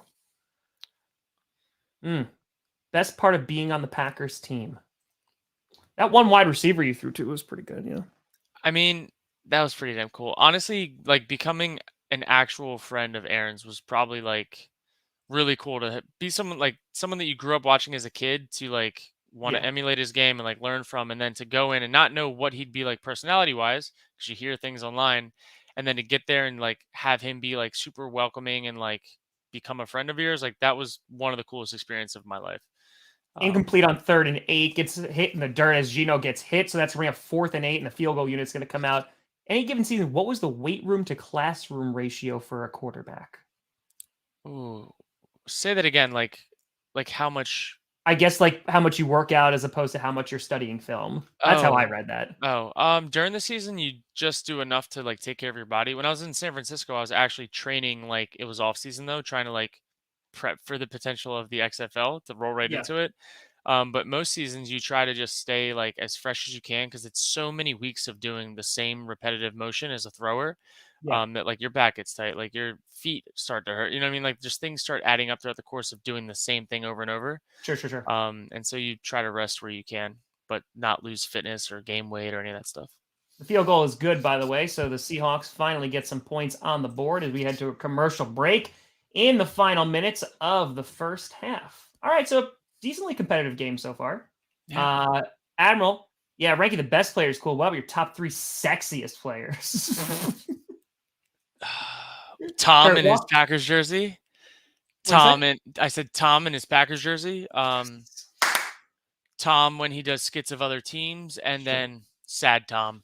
Something about Sad Tom. Something about Sad. It's the eyes, I think. I think it's the eyes. It's the eyes. Listen, I told Kurt, and I'm pretty sure I've told this story on stream. It was before because like I hired like the camera guy to come up and like he did a great job. Like, and he's like setting up the equipment. And that was the first time I met Kurt in person. We'd obviously had done like the show and everything like that. And it was you brought out the football and you threw it to me. And like it was just like here's the ball. And I caught it and I was like, I just caught a pass from an NFL QB. Hold on. I literally said, I was like, hold on, 8-year-old me is dying on the inside. Like, because that was the coolest thing that I'll ever do. And that was so much fun. Dude, it was a blast. That's how I felt when I walked into the bathroom and Aaron was next to me at the urinal. And that was my first time meeting him. We just look at each other, doing our business. And I'm like, hey, I'm Kurt. Nice to meet you. And I said, I didn't think I'd be meeting you this way, but what's up, dude? So little inner me was definitely geeking like you were. Well, because like it happened. I mean, that's happened a few times in my life now, like doing this. Like the first time, it was actually the second time that I interviewed Mark Murphy. Yep. Like that's when McCarthy was there. So like McCarthy walked past and he's like, good morning. I was like, hi, coach. It was like, I mean, hi, coach. Yep. Here for the tree outs. Yeah, just gotta be like, yeah, I just came from my my basement. You know, it's fine. It's fine. Yeah, any thoughts on Russell Wilson, Kurt? Dude, I don't know what's going on, man. I don't know what is going on, but I don't know if it's like his competitive edge or like I don't know if Yeah. I saw it. Like I don't even know if I remember what he was like before, but um I don't know. This is my first time like watching him play a lot. When I wasn't like watching the Seahawks as a kid when he was in his prime, but I just feel like everything looks so like not like a lack of urgency. I feel Like, like is not how it he's doesn't look playing. natural anymore either. No, it just looks like he's not playing with like a sense of urgency in any movement that That's he bad. does. And I don't know, like I don't know, like I don't know. I got you. I got you. Kyle, that's a great question. Come back on Saturday because Kurt Benkert is going to be there at the fundraiser. And buddy, we're not even going to really talk about football because Kurt and I had a really awesome conversation. What was that, a few weeks ago, Kurt? Like Mhm. with kind of motivation and all that great stuff. So Yep. don't you worry. That's going to be I have that whole 30-minute slot literally for that. Saturday night. Saturday night, We baby. get 3 straight days together. That's true. That is very, very true. Electric. Very, very Wow. true. Heck No, I yeah. don't think Kurt's watched the lore. No, I have not. doesn't know about the lore. Doesn't know. All right. What are they Passionate gonna do Tom. here? It's true. Passionate Tom when Tom's real happy. From their own 25, here comes Brock Purdy in shotgun with a back lined up to his right. That is CMC. I'm sorry, behind him. And it's play action, looking, firing, and what a almost had it. Kittle, it's broken up, incomplete. 4:41 to go in the half. Number 26, Ryan Neal, has been playing pretty well for them, and he was on practice squad in Atlanta with me in I think 18 or 19, and never got a shot to play, and now he's like one of their dudes. Love it. Love that. AJ Dillon or MVS is a better COD teammate. MVS. It has to be MVS. Yeah, I've seen Dillon play COD. Oh man, clip it. I have. AJ, I feel like is a gamer that likes to play games. You know what? I agree with that 100%. You have to lose that. You have to lose that edge. There we go. Oh, it looks like that was a neutral zone infraction. So this might be a free play here. Purdy's going to roll out to his left and is going to pick up about 6 yards there. Kurt, can I actually complain about something to you? Please. Okay. I love complaining. As a QB, because this is your wheelhouse here. I'm imagining we're going to see offsides here. Hold on, real quick. Are we going to say how he didn't just launch it downfield right there? Offsides. No. So what happened was, hold on, we'll get there, Chad. As a QB, in this age of like protecting QBs, which I think you need to do because it's better for the game, everyone stays healthy, all that. However, you do see QBs often take advantage of that when they run towards the sideline and then pretend to go out of bounds and then will scamper for another few because they know they're not going to get hit because defenders don't want to get a penalty. It's wrong. Your thoughts? It's wrong. I'm anti QB BS. Like I like that. That's I like how. Yeah, I'm not a fan of that stuff. Hand off to CMC on 2nd and 5. That's to be a gain of about 3 to 4 yards there. Jat says Packers legend QB. What's more important to QB, a solid O-line or a solid receiving core? I think a solid receiving core because in theory, an O-line, even if they're not talented, should at least get a body on a body and give you a chance. If they're a super well coached group. Bark. All right, 3rd and 1. That's a good call. 3:38 to go in the half. Brock Purdy in shotgun with a back lined up to his right. That is CMC. And here we go. It's going to be handed off to CMC, who is going to pick up the first down to the 38. 3:24 to go. But like this is like a perfect situation for the 49ers right now, right? They got under 4 minutes to go. Like let's just burn some clock so they don't get another chance to get the ball back and like just move down the field efficiently. Yeah, this is where they want to be. They would be very happy winning this game 28-10. Like just all right, get in, get out, go home. So, because I think that was like one of the questions that was before, like maybe this is where it's a little bit of a problem. Because if your game plan is to run it down their throat, that's great. But like sometimes you need to get away from that if you're down 14 points. And that's maybe where things can get tough. Yeah, I would say they're not really built the same for those situations. They're built to control the games, let the defense do their thing.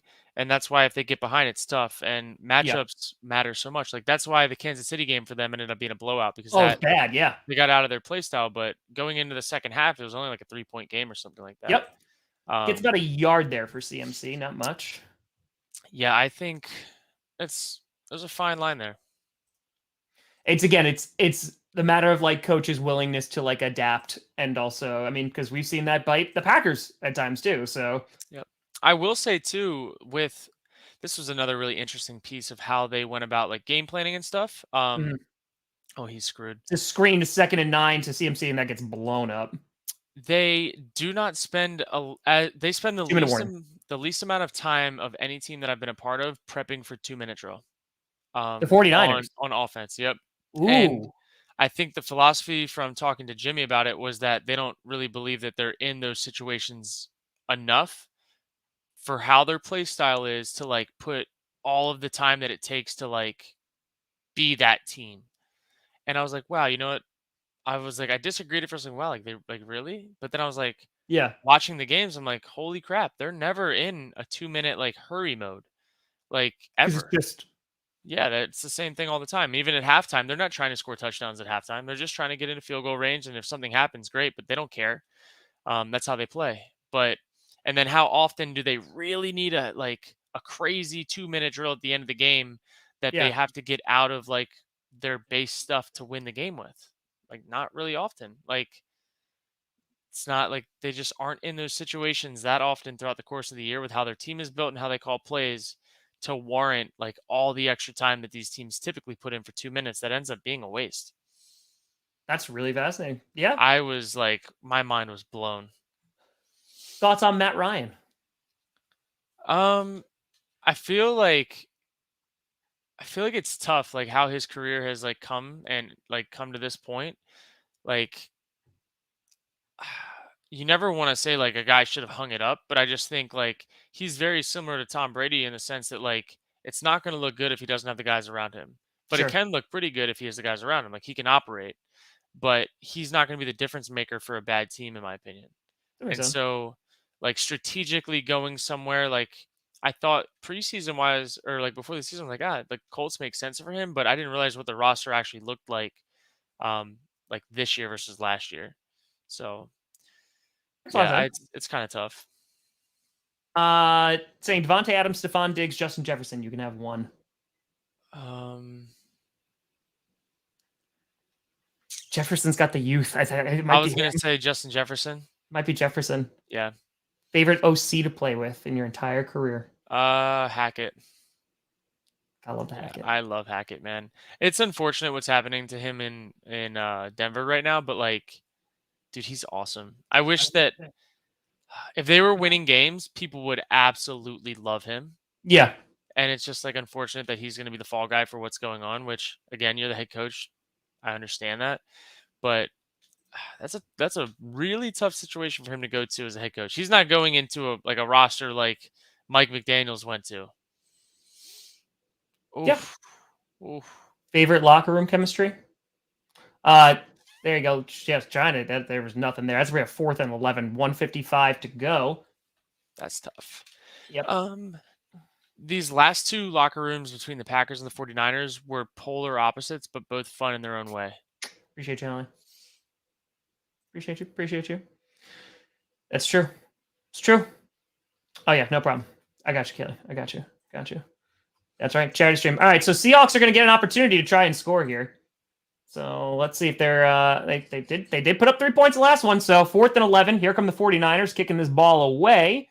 And that's a really nice kick. And that's going to be around the 18, 19 yard line. Fair call. 1:48 to go. They still have all 3 timeouts, so they got the time. They got the time. Do players actually enjoy the community charity work, or is it more of work makes me do this? You can say yes or no. Yeah, it's a mix, right? Yeah. Also, like I'd say different people. I think young guys are required to go as like Yes, part of their Jimmy. rookie duties Upstairs. for the most part, Appreciate but like some people really do enjoy it. And if older guys are going, it's because they want to. Yeah, that's very, very true. We got 1:48 on the clock. Ladies and gentlemen, we got 3,700 people in here. We are the biggest stream on YouTube streaming this game. Appreciate you. Feel free to like and subscribe. Really helps out. We're trying to get to 400K. We're less than 1,000 away. Geno Smith fires, and that's going to be caught and he stays in bounds. That's Tyler Lockett, getting about 5 or 6 yards there. Also, check out Kurt Benkert on the Twitch, on the YouTubes. The links are in the comments. They're pinned at the top there. Yes, Shiny. We actually talked about this. There's a whole short. You can check that out on Instagram, and I put that on YouTube too, about like that kind of, oh God, it's the curse.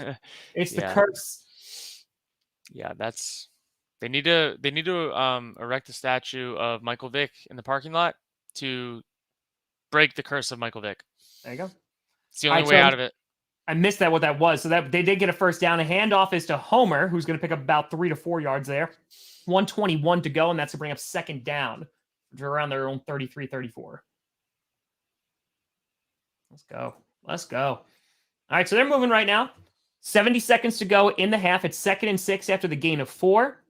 Gino has time, dumps it off to Homer again. Oh, who's there wide it open. is. And it's a fumble, and it gets picked up, and it's returned to the 30, the 20, the 15, the 10, and taken out at the 6. And a disaster for the Seattle Seahawks trying to score before half. And they just, listen, this is the game that Kurt's been talking about. The 49ers playing, just wait for those mistakes to happen. That's it. And just like that, it's going to be most likely 14-3 going into half. And I believe that the 49ers get the ball at halftime. Yes, they do. Yeah. There's 56 seconds left on the clock. They have amazing field position inside the 10. It'll be 1st and goal. Robert asking, do you think Trevor Lawrence and the Jaguars could reach a championship under Peterson? I do. I think they're so young, but if they can add a few more pieces, shore up some things on defense, I think like they have guys that could do it on offense. But they have so much growing and learning to do as a unit. Talent's not the question. It's like, can they become who they? And Trevor can be? has kind of like had a nice. He's had a nice resurgence since the Urban Meyer days. So, all right. So it's 1st and goal. Ball is right around the 4-yard line of the Seahawks after the fumble. Going to be handed off to CMC, who's going to fight his way forward and is going to spin and get down to the 1-yard line. And now the Seahawks need to be calling a timeout. I I don't was know about to what say, they're why doing. aren't you not calling timeouts? Because you know they're going to score. Like, what are you doing? 45 seconds left, and the clock does stop. I imagine that has to be the Seahawks, but they let like 8 seconds roll off the clock there. Come on, man. Come on, man. Come on, man. Eagles have Saints first rounder. They're such a complete team. The top 5 pick. Where do they go? Offense or defense? Ooh. I think that you get another D end or something like that, like a true. I haven't looked at like college this year to know if there's a guy like that out there, but that is definitely. I don't think you can ever go wrong getting a stud DN top 5. I don't know. Yeah, it's a good call. And there you have a good O-line, like, why not? Yep. I don't know, ever. Sorry. I don't know who that is. Sorry. Sweet. All right, so it was Seattle who called a timeout with 49 seconds left. Hand off CMC, touchdown.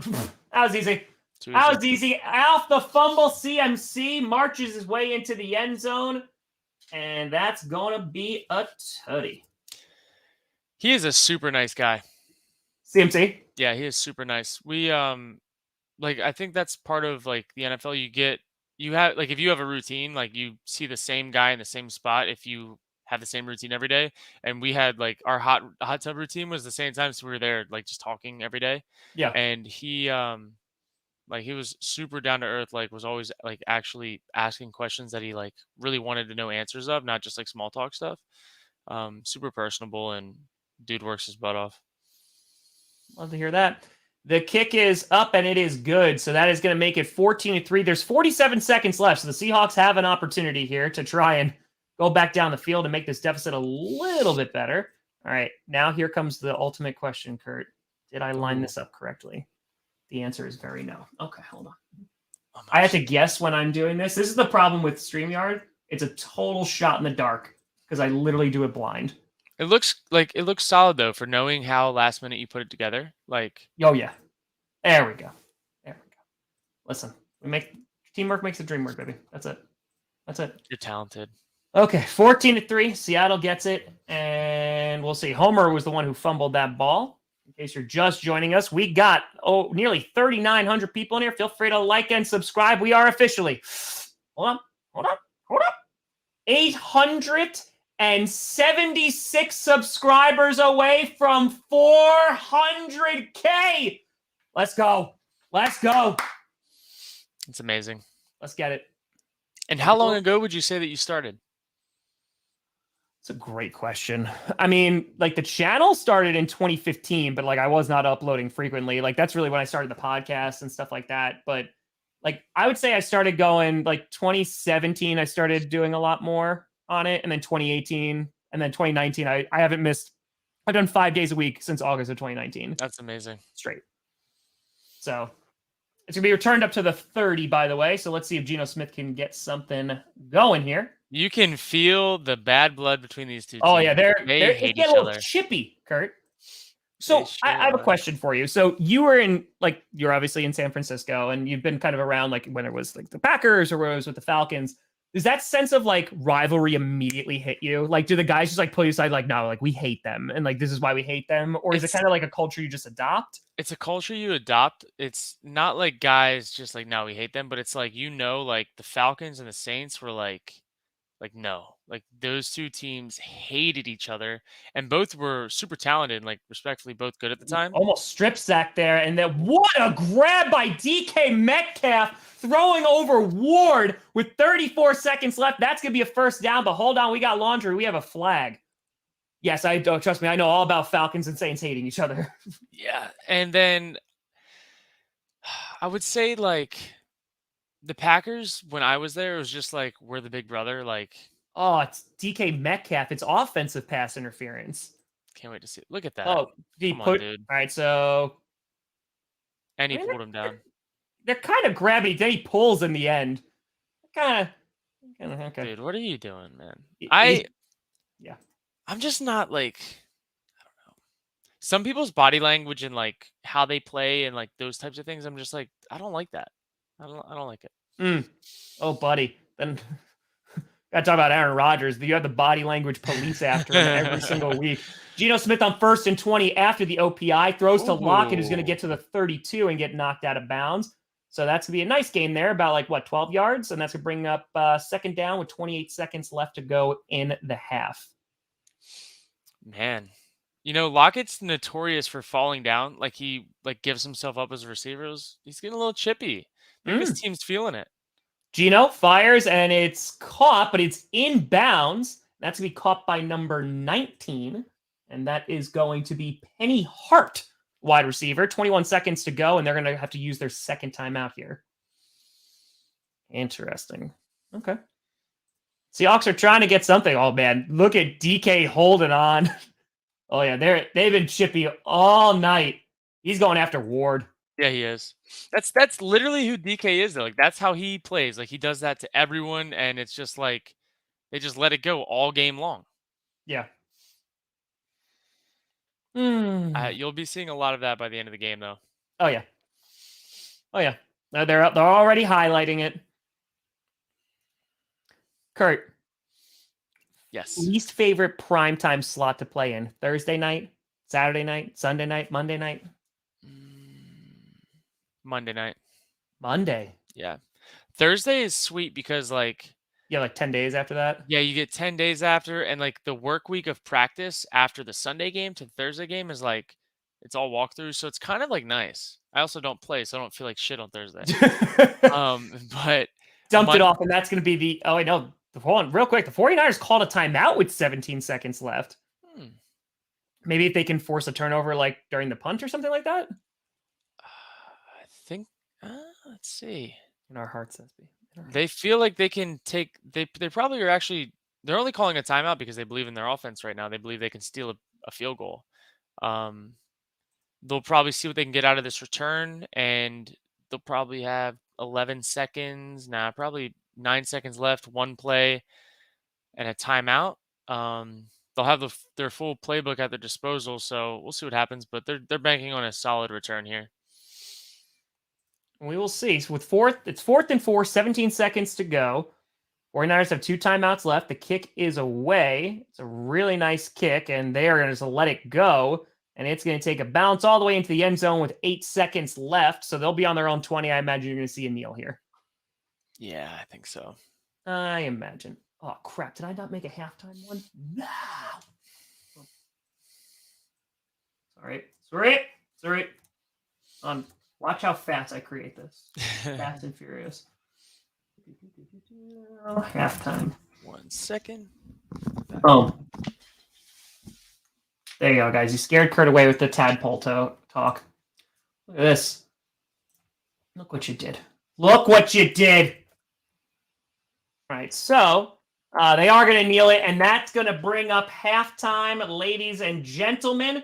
If you are brand new to the channel, not only feel free to like and subscribe, but every single halftime we raid smaller YouTubers and send them some love, some comments, some likes, and all that great stuff, and just make their day overall better. So I'm going to put a link in the chat, and we will go and raid those fine individuals. I made the halftime thing. It's uploading right now. And boom, look at that. It is halftime. All right, so we're going to raid. We are going to raid. Tanner says, Kurt, what do you think is going to happen to Lamar? I think he's out of there.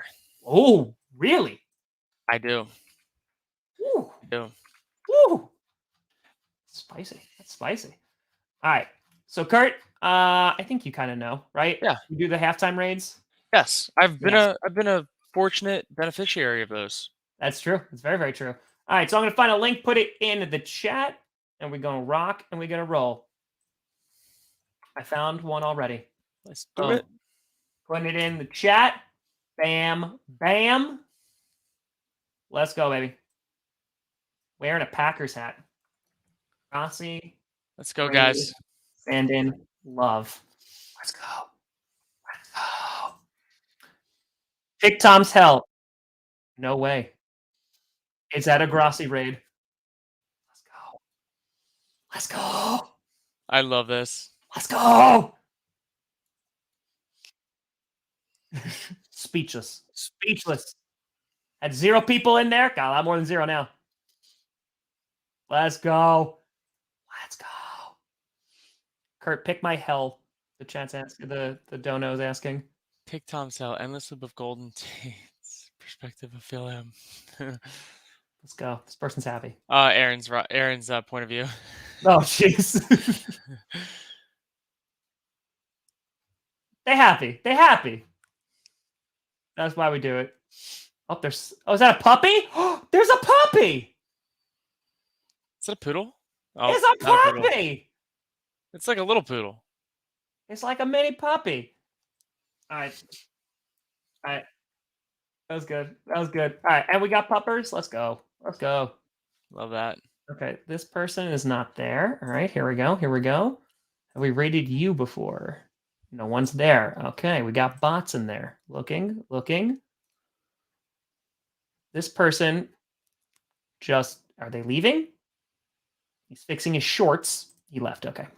Who are you? Oh my God, that person's audio is so loud. Jesus, Christmas carols. All right, hold on. I think we've rated this person. Okay. We've rated that person. We've rated that person. We've rated that person. We've rated that person. The problem is, Kurt, since we do this every single halftime, Yeah. we've rated a lot of people. Now, let's try this one. Boom. Link in the chat. Rossi raid, send in love. Let's do it. Send in the love. Let's go.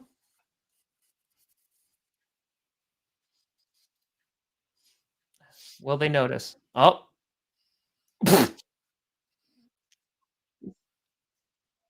Let's go. Let's go. Second time. All right. We may have rated them before then. Oops, my bad. Let's go. Let's go. Let's go. And then he goes right to promoting. That's what you're supposed to do. Good. Good. Let's see. Is there a person here? And it's subscribers only mode. Can't do anything with that.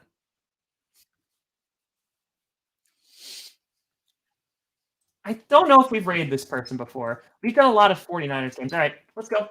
Link in the chat. Rossi raid, send in love. We'll do this, and then we'll talk to Kurt Benkert as the halftime happy hour continues. Let's see. We may have raided. I don't remember. I love his PNGs all around. Yes.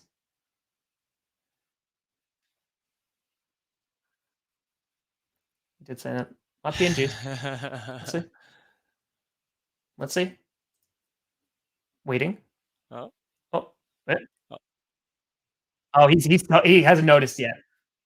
Hasn't noticed yet. Probably yes. I probably will be streaming Lions Jets. Probably. Probably. Probably. Probably. On the person stopped talking again, so maybe they noticed. Oh, what the heck? You got 120 people out of nowhere. Well, I guess I haven't rated them before. Out of nowhere. He thinks he has to read all the comments. That's amazing. And in love. I love that. What a nice love it. guy. I love it. Listen, I've been there. You know, you stream and you have like 10 people in there, maybe. And it's just, that's where we all start. No doubt. By the way, folks, again, we are 855 subscribers away from 400K. Let's go. It's creeping. Get it. Oh, yeah, we're getting there. We're getting there. Boom. Boom. All right, so Kurt. Yes. Any other team calls, you telling them no mas for this year? Yeah, unless it's for a roster spot. That makes sense. Yeah. No P squad. No more P squad for this year. I really want to go into next season as a futures deal, start at OTAs, start fresh, and like have a full slate of OTAs, training camp, preseason, see where the cards lie. I was really expecting that to be how it played out in Green Bay this year. It did not. But I'm really looking forward to that opportunity to just like fresh start somewhere. I'll know more about like what does the draft look like who goes where quarterback wise, like who goes with new coaches and like those connections and stuff. So I think that's really what it's about going into next season. But I also need 3 games on the active to get my pension credit to like be vested fully. And so like obviously I'm not going to say no to that, but I don't get that with practice squad. Yeah. So is that 3 in total or 3 per year? It's 3 in any given year. So like if this year I'd have to get 3 this year, but like starting next year, it's like got a good chance if you start early and you're with the team the entire way through. But yeah, that's kind of, so like, that's where we're at. So with like the 49ers, like in that case, right? Was it just a sense of like bad time? Cause you got cut, what, like 1 to 2 weeks before, or is it a couple more weeks before Jimmy G went down? 1 week before Jimmy G went down. And then when they were bringing in someone else, they wanted someone that was like, in their eyes, more of a vet, which Josh Johnson, I guess, is a vet, you know, like as many years as he's been doing it. I know he had like a stint where he played a little bit, but I think they've had him for like 3 total years over the course of like 8 years, you know? So. I'm sorry. That sucks. It does. It does. Wait, your dad's in the chat? Dad's in the chat. What's up, Dad? It's Papa Kurt? I don't know, somewhere. Let's see. Papa Kurt! There he is. There he is. Papa Kurt. There we go. There we go. My dad is coming to town in like 7 days. He'll be here for Christmas. Big reason why I said no to opportunities around this time of the year, just to really enjoy this season with the fam. It's a good call. It's a good call. Listen. Yeah. Listen. Kurt, I can't wait.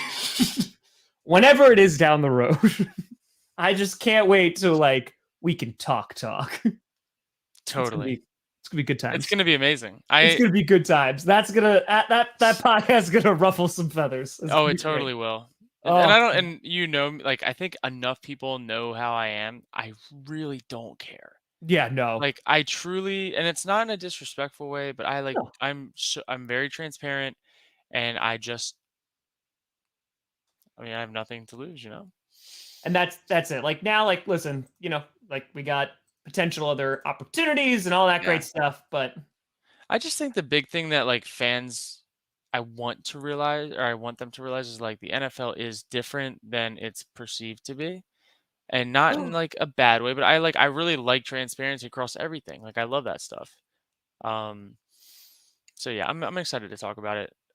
We had this talk on my Twitch chat a couple nights ago. They were asking like about NFL pay and like practice squad and like cost of living and like Yeah. all of, like those like logistic questions that like I would love to ask somebody those questions in a different field that I don't know anything about. And so we just talked about like what's the practice squad salary? What does it really break down to when you are in California and they're taking half of it? And like Yeah. then cost of living and there is like triple what Green Bay's is, and like does that go into your like equation of picking where you want to play? And like it really does. Yeah. So I don't know. We get to talk about some cool things over there, but I could talk about that stuff all the time. Well, I mean, it's also too like there. That's two people now asking about the Broncos, but like it also depends, right? Hackett's also the new guy on the block, so like they're already That's guys who are exactly established and who have been there, and like that's gonna have some pull, like whether it's with the GM or that's exactly what happened. I think I can talk about that. I don't really care. USFL. No, I'm not. No. But I actually thought I was going to be going to Denver when I got released from the Packers. It's true. I thought I was going, and it wasn't one person's decision to make that decision, Yeah. and someone else wanted someone that they had already wanted, and so it was next. But like there were conversations and like thought it was going to go somewhere, but not this time around. But Well, I think, and this is something that I've talked about, and also like whether it's you or plenty of other players, whether we're in the league or former, like the NFL is so like incestuous. Like it's who like, oh, well, it's that coach, or it's like, oh, I played with that player, or what have you, to like get those kinds of connections that it's like, oh, we're gonna give this coach like a defensive coordinator his 18th shot, over like this new guy, or like we're gonna bring in this QB because like he just happens to be a friend of a friend of a, you know what I mean? that's exactly it. Like when I was looking at like what was the deal, like I was like, oh, I'm getting a call from San Francisco. I'm going back. And Yeah. then I saw that they grabbed Josh. I'm like, what is their connection to Josh Johnson? And I was like, oh, he was there like in 2014. Like I would never, like, I didn't know that they valued that time back then 8 years ago. And oh, he had a stint in 2020 and like whatever, you know what I mean? Like those are things that, it's hard to even like I just stopped trying to predict. Like I didn't expect Yeah. that I was going to get a call yesterday from a team. You know what I mean? Like I had never done anything with that team. I don't have any coaches on that staff that I've worked with before, but like I was on their list of guys that like they wanted to bring in, And so you just really don't know until it happens, and you definitely can't predict how things are going to shake out. Sure. 100%. Well, I mean, like again, it's guys getting opportunities because I see it all the time in coaching, and I mean, like, no one's saying it, but like this has now been like a talking point of guys like Joe Barry or what have you. It's just like, listen, like he knows people, and it's like that relationship instead of giving it to like an up and comer. But that happens with coaches. It happens with players. It happens with assistants. It happens all of the NFL. And that's like, I know, like for me, my like niche that I've built out is like either like me or you don't, because of the things I'm into off the field. Like not Sure. every guy is into media, or not every guy's into gaming or talks actively about it. But some coaches love that. Like some coaches really do appreciate that I am who I am, and they enjoy my energy, enjoy being around me. They enjoy that I'll shoot it straight. I'm not just going to go in and kiss somebody's ass all the time. And so some coaches really do just appreciate that about me, but not everybody likes that. So, but I'm cool with accepting that, because I'm not going to like change who I am for anybody. It's not like this stuff isn't here forever. Yeah. I'm going to be me for a long time. Well, it's quarter number 3 as the Seattle Seahawks kick it away, and it's going to be returned to the 2, to the 5, to the 10, to the 15, to the 20, 25, 30, 35, and to the 41. Great starting field position for the San Francisco 49ers to kick off this half. She said that's a good call, right? Just show up to a team and convincing them to sign you. Just be like, hey, I'm not leaving. Just start throwing footballs at their office windows. Yeah. Holding up signs like it's just be and like, I'll hold like a GPS or like a radar gun. Listen, it's fine, Kurt. It's fine. It's fine. We're gonna crush it regardless. It's all good. All right. So, talking to good old Pete Carroll. How old is Pete Carroll nowadays? I want to say he's got to be like 70. No, I think so. He looked not that he looks. I would imagine 74. I feel like 74 is the number. From the 41, Purdy gonna be handing off to CMC. Shocker.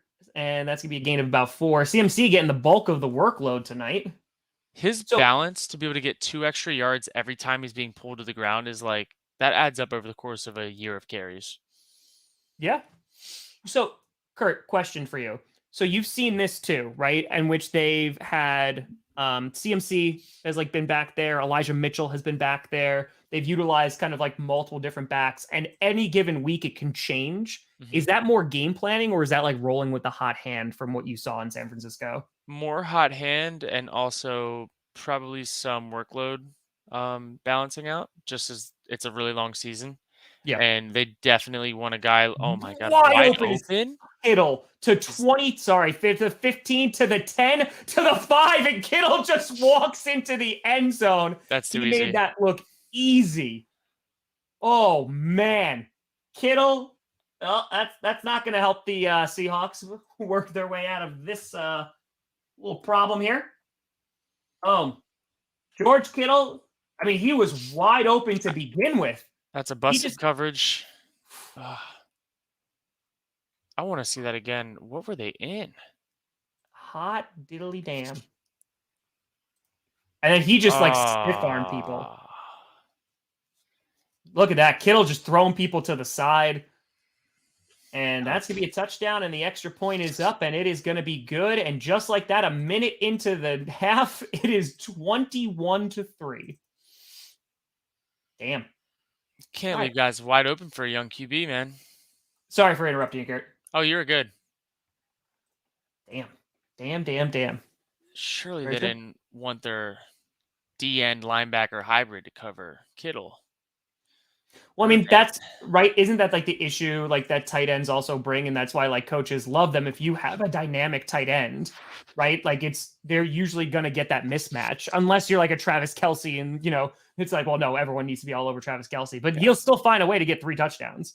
Yeah. You also like, it's tough because Kittle is so dominant in the run game too. He's one of the, if not the best. Yeah, in the run game. I mean, his angles, his explosion, like how he like finishes blocks, like he is a stud in the run game. I think he's a better run blocking tight end than receiving tight end, and that says a lot. No, he 100% is. And like, what do you do? Like, you're not going to want to put a safety on him every play, so you got to kind of guess. What do you think is the call, and hope for the best? I don't know. Well, because you usually have that, right? You have like guys who are really good blockers or they're really good receivers. Yep. Kittle's both. Yeah. Like that's special. Dangerous. Special. Thank you. So is Kittle the same guy in the locker room we see on TV? He's awesome, man. He's a big ass kid.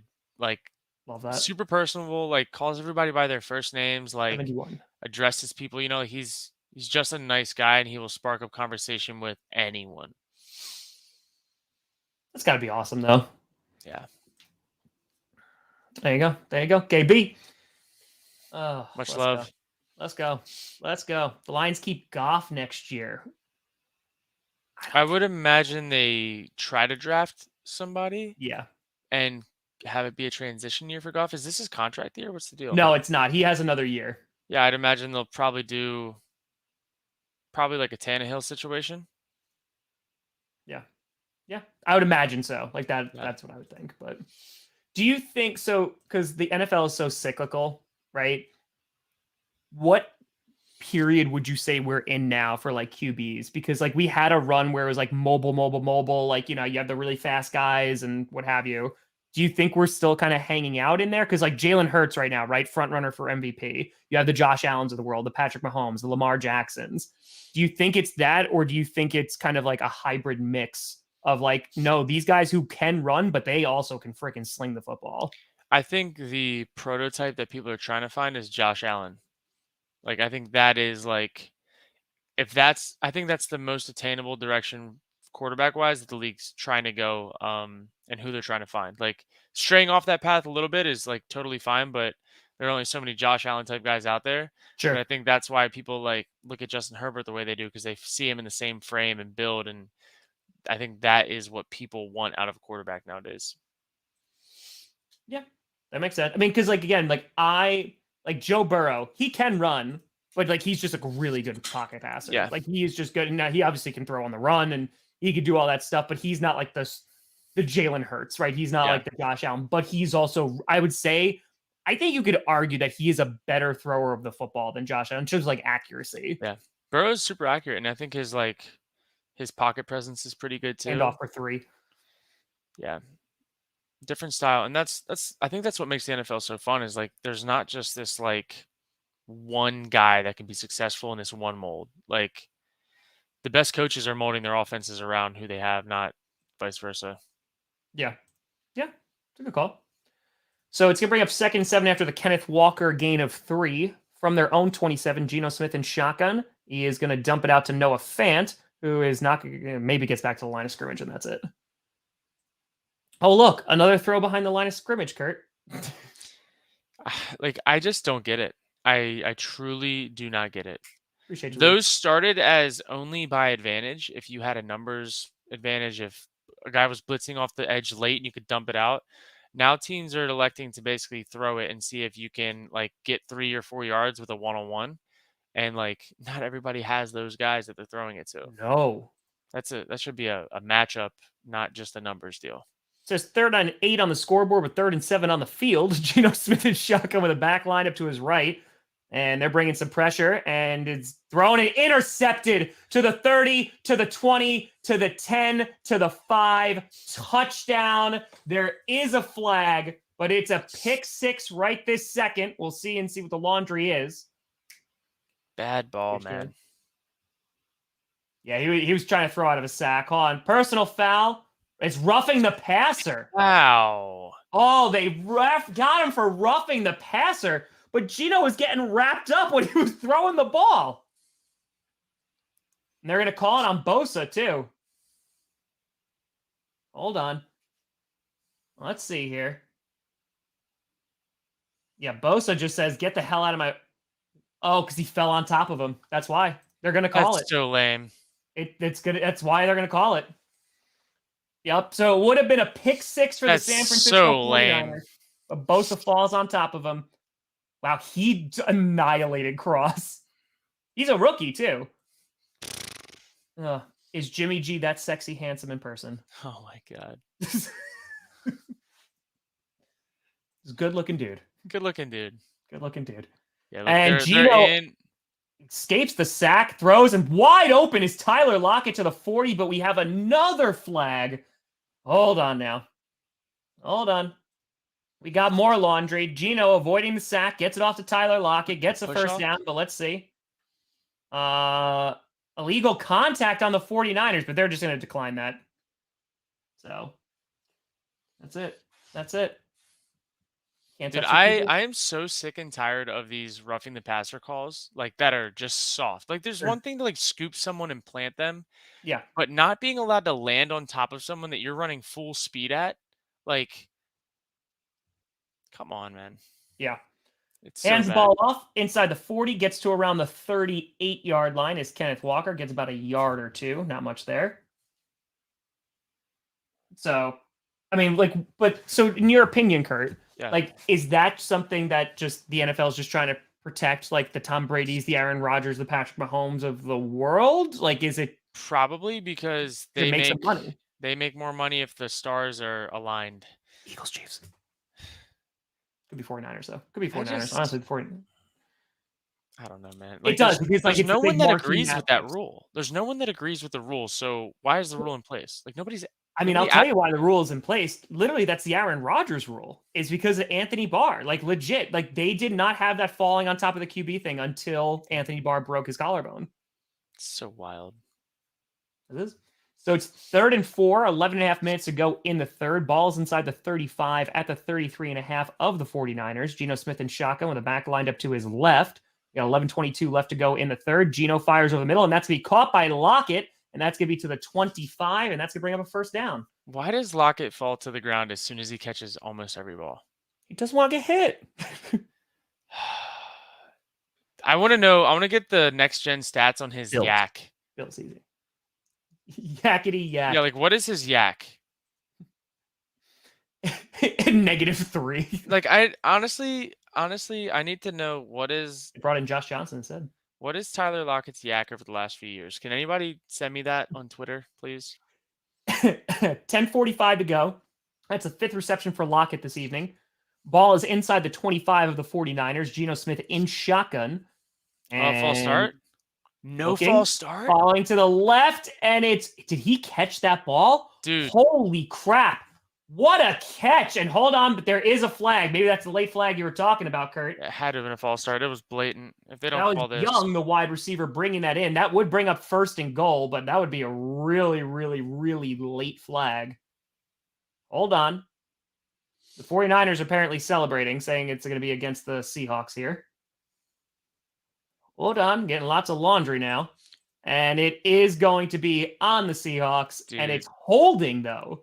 The bad thing is that holding call is a legitimate makeup call for the false start that the receiver just had. Yeah. Like just What a did it catch by right. Young, though. Damn, that sucks. That was a nice grab. That was a nice grab.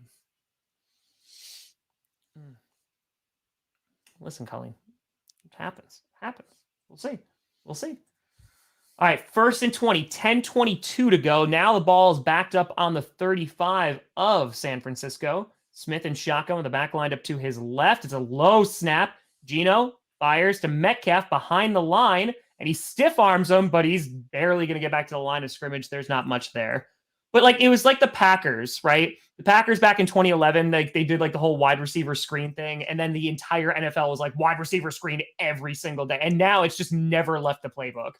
No, I don't know. They just feel like if you have a little bit of space with your receiver, he can get you 4 or 5 yards. But that stuff, if it doesn't go that way, it can kill a drive. Yeah. It can go south really fast. So it's going to be a loss of a yard there for Metcalf. Bring up 2nd and 21 with 9:40 to go in the 3rd from the 35 of the 49ers. Smith and shotgun. Looking, they're only rushing 4, but they're getting pressure, and Bosa's going to sack them, just rushing 4 to the 47. Oh, boy. Bro with a fitty. For the kitty. Fantasy football question. Which 3 running backs do you play out of the 4 options? Henry, Chubb, Montgomery, or Pacheco? Top Chubb 3. always. Henry, I probably would.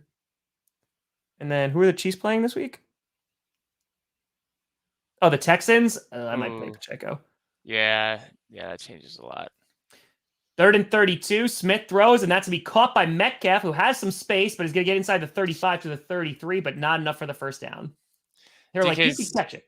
DK's been getting hit a little more, and he's not playing as physical through the finishes. There you go. What was your favorite thing to do or go to in Green Bay? Ooh, the creamery for breakfast. There you go. I miss that beautiful spot. They had the scramble. I think it was called the Skillet Baby Red. Still get tagged on social media when people go there. It's going to be a 51-yard attempt to make it a 21-6 game. It's 4th and 19, 8:20 to go in the 3rd.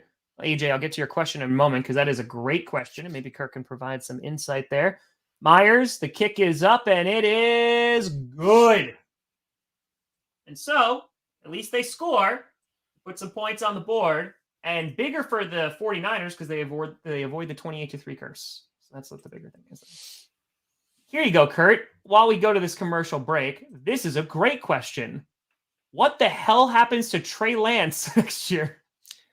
And before you answer, thank you. Tell the people.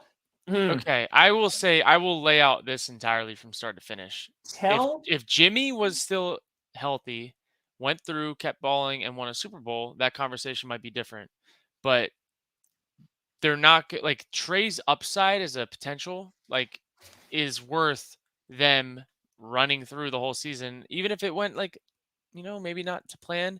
Trey has a lot of upside. He's super talented. He's a big dude, can run, throw, do all the things.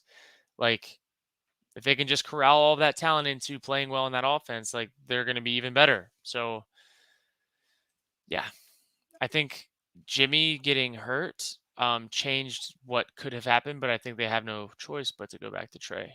Because now, he's going to be a free agent, Jimmy. Mm-hmm. And, even if Brock Purdy wins the Super Bowl, you start Trey Lance. And you have Brock Purdy as a backup that can play. And you see what you have in Trey Lance. Yes? Yep. Yes. Please tell that to Perna tomorrow. Please. Yeah, I got a I big will. argument with him on Wednesday. The same exact thing. And I was like, there's no way. They traded up for him and gave him all of these things. Like, they got to give the kid a shot. Well, let's just be honest. Purdy is playing super well, but he's not going to be the reason they win the Super Bowl if they do. Correct. Like, that's just Trent Dilfer, like, with the whatever Ravens, like, it was the Ravens, right? I think so. Who was the quarterback for the Ravens Super Bowl in like 2000? Oh, okay. I thought you were talking about Flacco for a second. No. Okay. Dilfer, maybe? 2001? I don't remember. That was when their defense was godly. Yeah, exactly. Like, just because whoever their quarterback was then won the Super Bowl doesn't mean, like, that's their guy. It's true. It's true. Yeah. Yeah, it was Doesn't Dilfer. mean you take anything away from Purdy, but No. like, yeah. See, Dilfer, that was Dilfer. 5 years old. I know my ball. Let's go. Let's go. Ladies and gentlemen, we got 3,800 people in here. I am joined by the one and only NFL QB, Ben Kurt. He's streaming live on Twitch. Make sure you go over and show him some love on Twitch. Also on YouTube, his links are pinned in the chat right there. Also, we are officially on our way to 400K. We are 835 subscribers away from 400K. We're trying to hit it tomorrow before the big fundraiser on Saturday. Feel free to like and subscribe. Let's get it. Let's do it. All right, We're almost at 10K. We Let's are go. maybe less than 10 subscribers away on the YouTube for 10K. Oh, hell yeah. Starting the family channel up. We'll be kicking it off next year. There you go. Get Kurt Much that love, 10K. guys. Much love. 8:02 left in the third, and here come the San Francisco 49ers. Here we go. But again, now it's 21-6. You just run the ball. Yeah, you just do what you do. You know you're the better team. Just keep swimming. You just Exactly. keep swimming. Oh, he's swaying uncomfortably, seeing the playoff hopes drop. 8:02 to go in the third. Ball is on the 28-yard line. Purdy hands the ball off to CMC. He's been the feature back today and is going to pick up 9 yards there. That was a nice pickup. Do you think that trade, that's going to be kind of a huge difference maker for this season? Yeah. Oh, yeah, I think apparently you just hit 10K. Degrassi Let's go. in serious ways. Let's go. You guys are beautiful people. Thank you so much. What Parsons says? Thank you so much. I don't think you can get into that. But, yeah. There we go. 2nd and 1 after the gain of 9. Say again? So we did it. We did it. We did it. We did it. Let's go. Let's get it. 2nd and 1. 7:23 to go in the third. I formation, and it's going to be pitched to CMC, and he's going to get tripped up. I don't like that. It's half a yard. I'm taking a shot there. You're Oh, yeah, almost 2nd and 1. Why not? midfield, 2nd and 1. Like, you're having your way with this team right now. Like, box is loaded. Who tripped him? That's a trip. That's a trip. Laying out that foot. That is tripping. Oh, they gave him the first down. Oh, they gave it to him. Okay. They gave him the first down. So 6:50 to go. The juice. The juice. All right. Juice is awesome. From their own 39, Purdy and Screen. shotgun. It's not CMC, but it's being handed off and goes absolutely nowhere. Run into his own guys there. Oh, that's Jordan Mason. He was doing well last week. He was getting some carries there. Let's go. Let's go. Here, Kurt, I have a question for you. Yeah. Do you think the way that the 49ers are run, and that's a very vague question intentionally, so it could be like front office, can be coaching, what have you. Do you think that their level of success that they've had is contributed to Brock Purdy takes a sack and is going to get sacked around like the 33. Do you think like that's why they've been so successful over the years? Or do you think it's more on like players that have just come through and they've been really, really good? Like the reason I ask that is because you obviously have like Aaron Rodgers, who's on the Packers. The 49ers have not had an Aaron Rodgers, right? They've got like Alex Smith, they've had Jimmy G, they had Colin Kaepernick for a little while. Like, do you think it comes down to just like coaching, front office, like drafting really well, etc.? I think it is more front office and scheme related, and they have something that works for them. I truly think that like the best teams in the league consistently are teams that build around a 4-down defense. If you can, oh, that's a really good play. Ray McLeod is going to pick up the 15 yards they needed. Gets blasted out of bounds, but with 5:06 to go in the third, he's going to pick up a first. Damn. He's explosive, man. But yeah, I think if you can build around a 4-down defense with a really good D line, it opens up a lot of other opportunities to not need like as many stud players across the back end on the defensive front. So if you end up getting a few, like Fred Warner ended up being a stud, then like it really can elevate the team. I think that's the biggest drawback scheme wise that the Packers are dealing with is that 3-4 front. Like I don't know. I'm just not a fan of that scheme. Makes sense. Allison, listen, we got to win out and then hope the Giants, Commanders, and Seahawks lose like 3 out of their 4 games. No. The Giants lose 3 out of 4. No way he got back up. Purdy throws, and that's going to be caught by Ray McLeod, and it's going to be enough for a first down, about 13 yards, 4:21 to go, but there is a flag. There is a flag. Interesting. Turf monster? Oh, let's see. 4:21 to go. Let's see what the laundry's for. And it's going to be on the San Francisco 49ers. That's legal formation. That's going to set them on back. I want to see this play back over. Well, too bad, Kurt. They're not going to show you. Come on. See, that is an impressive stat. Right now, yeah. Right now, yeah. He just is. I mean, Jalen Hurts, I think he's the front runner. Yeah. He's got to be. Okay, so 4:09 to go in the third. Clock is running. It's going to bring up 1st and 15 for San Francisco. They're on their own 45-yard line. Jimmy G and shotgun. CMC back in the game. Fires over the middle is Jennings, and that's going to be caught inside the 45 down to the 43 of the Seattle Seahawks. Gain about 12 yards there. Nice little play over the middle. Boom. Boom. And that's what I'm saying. Like, doesn't have to do much. As long as you're accurate, and you're not making, like, mistakes, like, you could be a successful quarterback back there. Yep, 100%. Is there a way to make pass interference fouls less punishing? Ooh. That's a question for you. Less punishing. I believe that pass interference should be punishing. Ooh, I like that. On both sides, though. Yeah. And on CMC, he's going to lose a bunch of yards there. He loses about 2 to 3 yards. Oh, they're not going to sit Purdy until this game is like fourth quarter and they're up like 35-6. He's not sitting. No chance. Yeah. They're not going to do that. They're not going to do that. Let's go. Let's go. Listen, maybe Kurt and I, just do some in-person off-season content, That's it. For the tube? Yeah, do it for the tube. Just do it for the tube. Let's bring up 3rd and 5, 2:48 to go in the third. Let's see. Just appreciate you. Thank you. Let's go. Where's the PI? He just got tackled. Oh, looking for Ray McLeod again. It's going to be incomplete. A lot of contact He literally there. just got tackled. Down. Ref said nay. Let him play. Wow. 4th and 5, 2:39 to go. I mean, I think correct me if I'm wrong. I just saw him get tackled while running a route. Let's see. They're showing it again. He's got some arms on him. I mean, probably uncatchable, but still. Just can't do that.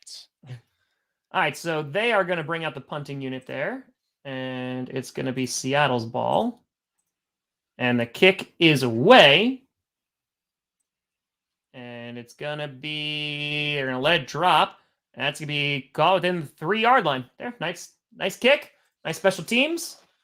Pinned deep in their own territory. Complimentary football, baby. That's it. Defensive holding's 5 and auto first. I think offensive holding should be 5 and loss of down. Ooh, loss of down is tough.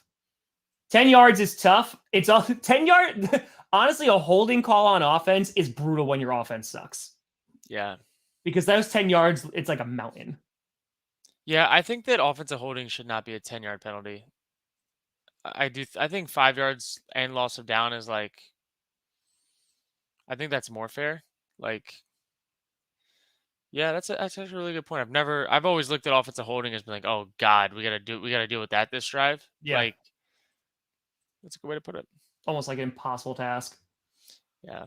Unless you're like Patrick Mahomes. Hmm. We are 820 subscribers away from 400K. Let's get it, baby. Feel free to like and subscribe. Check out Kurt Benkurt's Twitch and the YouTube channel. Go show some love. Let's get it, baby. Let's get it. Let's do it. We're rolling. Trying to hit it. Trying to hit it. Still the #1 stream on YouTube streaming this game. We're on a commercial break right meow.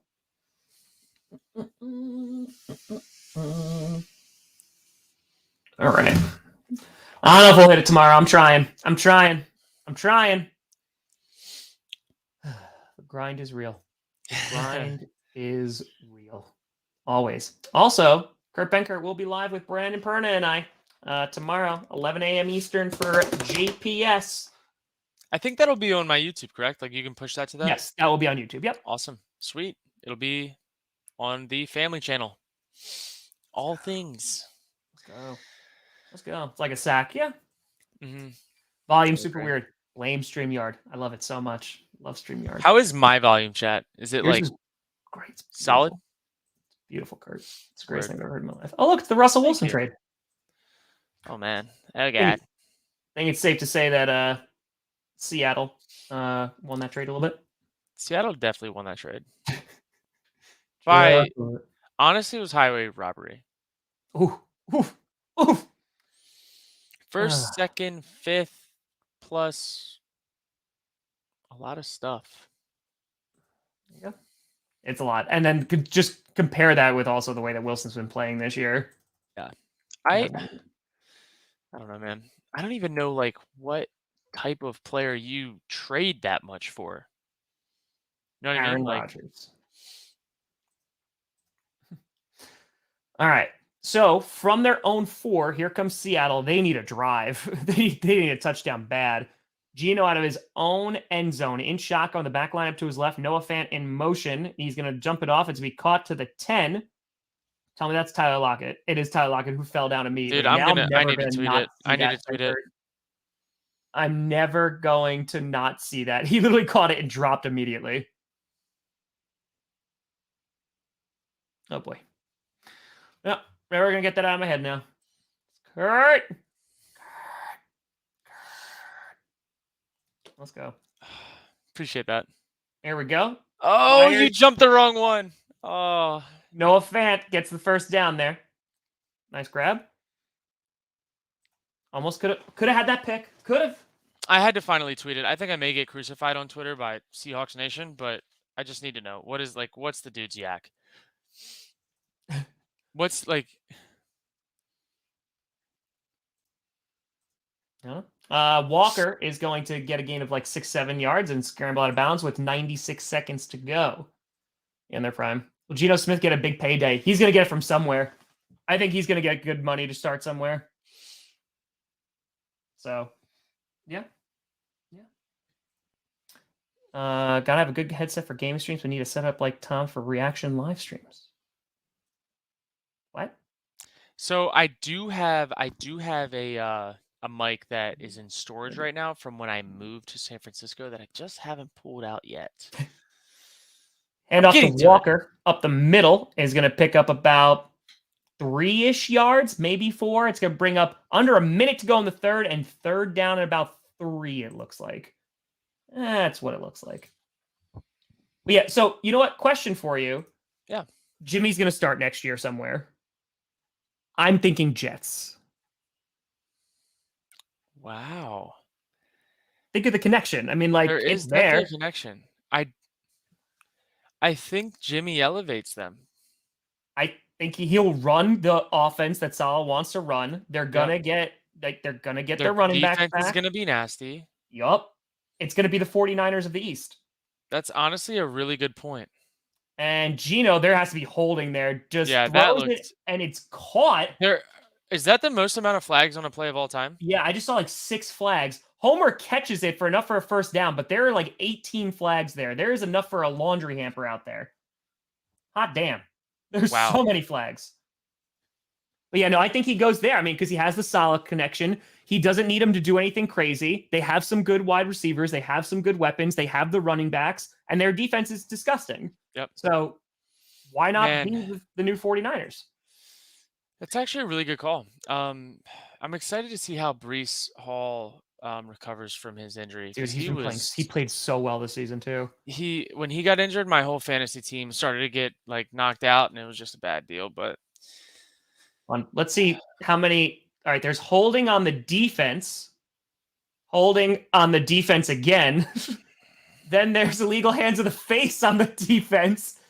Oh, it's declined, and it's going to be a first down after. What about the all that. holding on the offense? It was holding on defense on two different players. Dude, look and at illegal this. hands to the face. Look at this holding right here. And he drives him into the ground. Yo, Cross said, yeah, Cross and Bosa. Bosa's like, buddy, what do you want me to do? Oh my, okay. That he is a definitely took flop. down- That's a flop. Oh, Oh my my god, God. dude. All right, toss to Lockett there, who's going to get to the falls- 42. I can't unsee it. Oh, man. But, dude, hold on. Someone in here saying Tyler Lockett has 3.3 yak. That's his average, is 3.3 yards in 2022. Oh my god. Is that the lowest of anyone? Like, what is that the End of the third quarter, by the way. We are in quarter number 4. Quarter number 4. Jimmy to the Jets. I think honestly, they'll probably keep Wilson unless they can deal him. And, I mean, it depends. Like, let's see if Wilson kind of, like, ruined the relationship there. Packers are going to trade Jordan. No, they're not. They're not going to trade him. Goody even said that he's seen enough. He's seen enough for him to pick up his 5th-year option. But can he pick up the 5th year and trade him? He could, but I think Rodgers just back for 1 year and that's it. I think he's one and done. Because, like, another year of, like, Romeo, Dobbs, Christian Watson. But, by the way, Christian Dude, Watson, out of nowhere too. He's really I don't like someone developing that fast from where he was, like, yep. turned the corner extremely fast. And so I was explaining this, and I was like, listen, in terms of, like, Devontae Adams, obviously, like, he still is kicking ass over in Vegas, right? Great wide receiver. Watson is different. I'm not saying he's better than Devontae. It's not a hot take, but you can get him in end arounds, and he could just take off running. He has the speed that the Devontae doesn't have. Like, he is one of those game-changing wide receivers. Yeah. It's the thing with Christian is like you saw with the throw that Jordan had, so that's called a drift route, and only so many guys like can physically take that to the house, like with a bad angle and a safety and not get caught. Like that was like Julio Jones like 8 years ago type stuff. Yeah. And that's not many guys can do that. Not many guys of his size can do that. Guys that are speed guys like Marquise Goodwin, like back in the day, you know what I mean? Those guys could do it. Deshaun Jackson could do it, but to be his size and doing it, that's like a Julio-esque type talent. It's a gift. Yeah, It's a no, gift. 100%. So, and that's the thing. If he's able to, like, stay healthy, like, the catching has gotten better, which I think, honestly, the big it was confidence. It was all confidence because he made good catches in OTAs and, like, offseason and stuff. It just, he needed game experience. And some guys are different. Some guys, like Romeo Dobbs, didn't need that shit. He came out and but look at the level of work that he put through in college. Like, Romeo Dobbs, like, everything was just like throw it to him. Yep. Like, he just had a ton of receptions. Watson was the big play guy, so he didn't have as many receptions. Yeah. So I said in the beginning of the year, Dobbs is probably going to be the more consistent guy who's going to get it. And then Watson later in the year, I just didn't think Watson was going to explode as much as he did. I'm very happy he did, but yeah, it's been fun to watch. So, yeah, no, he's a fun player because the Packers haven't had that kind of player. Like ever, huh? It's been a while. Like, it's been a really long while to have that kind of guy who has that kind of speed, that big play mentality, like every single time he touches the ball. Yeah. So it's very cool to see. I think they need one more receiver that's like just straight up speed guy. Like just speed guy. Like honestly, they're missing MVS this year. And like, they are. That Handoff would to have Walker, who's going to get to the 50 to the 45 to the 40. Sorry, Kurt. that was a great turn of the corner there. That was a nice run. Sorry, yeah, like one more speed guy. They are missing MVS as a compliment. I said this earlier this year. I don't think Lazard comes back. I don't either. I think Lazard wants to get the hell out of Green Bay. He doesn't, in my opinion, doesn't fit in that scheme. Like that is not. It's not conducive for his like skill set. I also just don't think he wants to be there. But that's not Tough here. spot.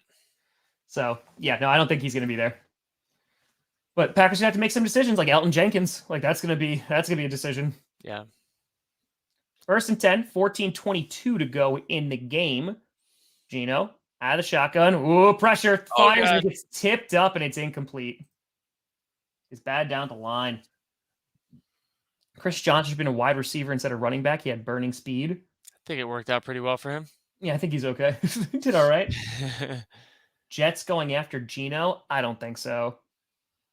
Maybe, but like they're gonna get into like a bidding war with him too. I don't know. I think if you're gonna go between Jimmy G and Gino, considering Saleh, I think you go with Jimmy G because you have that relationship that's there. That's big brain time. He can't get hurt if he tackles himself. 300 IQ play. That's big brain time. That's 5D chess.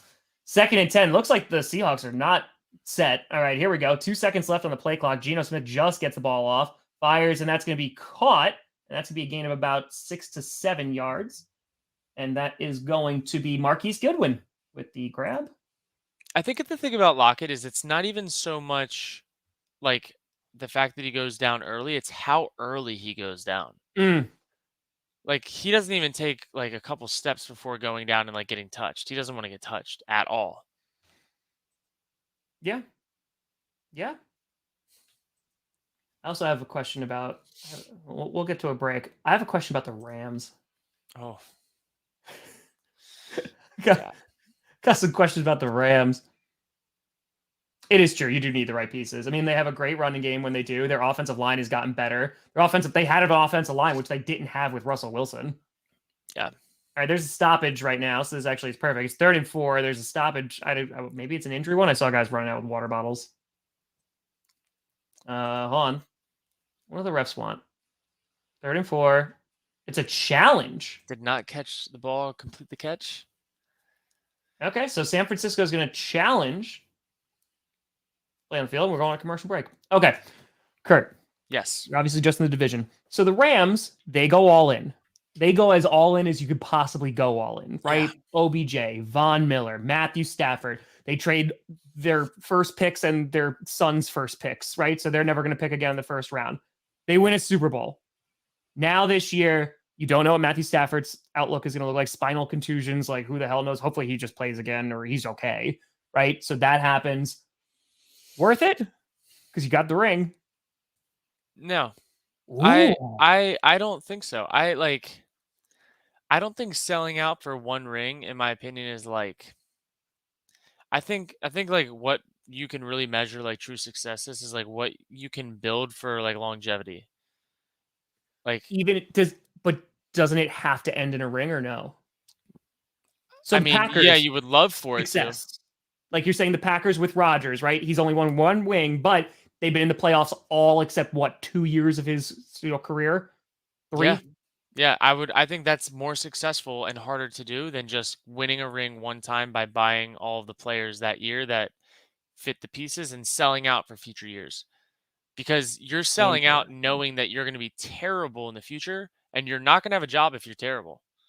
Like you basically are forfeiting your future as like in contenders. You know what I mean? As contenders. And if I'm like an owner and I'm talking about like how much money does it bring back to my pocket for my team to win a Super Bowl? Like probably a good chunk of money, but is it more to have that and then have terrible years following, or is it to be like right there and actually still have another chance to win a Super Bowl with like a good team, like for longevity purposes? Like, I don't know. So to that point, right? And because I know I've asked this to you, but now that we have 3,800 people in here, which again, feel free to like and subscribe.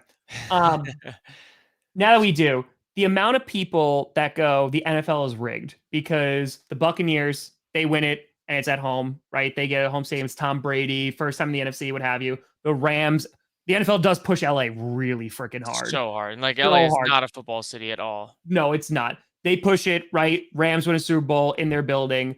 Do you think, like, obviously the NFL has like preferences, right? Because they want to see like good games and what have you. But can you please, from a player standpoint, explain how stupid it is for the NFL to actually be rigged?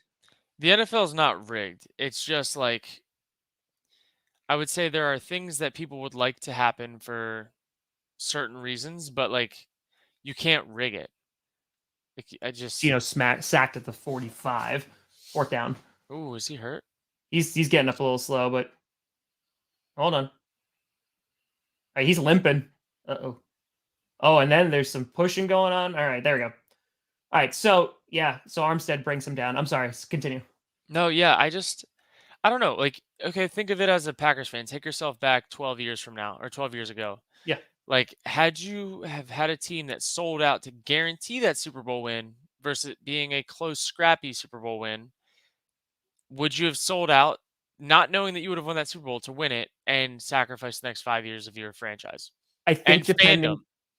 I think depending on your franchise, I think a lot of people take that opportunity. You're a Browns fan, you're a Lions fan, you're a Jaguars fan, you're you know what I mean? I think Yes, that's a great point. You spent so much time being bad. It's down at the 1, by the way. Great punt there. I think that there are some fans that absolutely go, you know what? I will set, because I've sat through, I'm saying as other fans, like I've sat through 10, 20, 30 years of bad.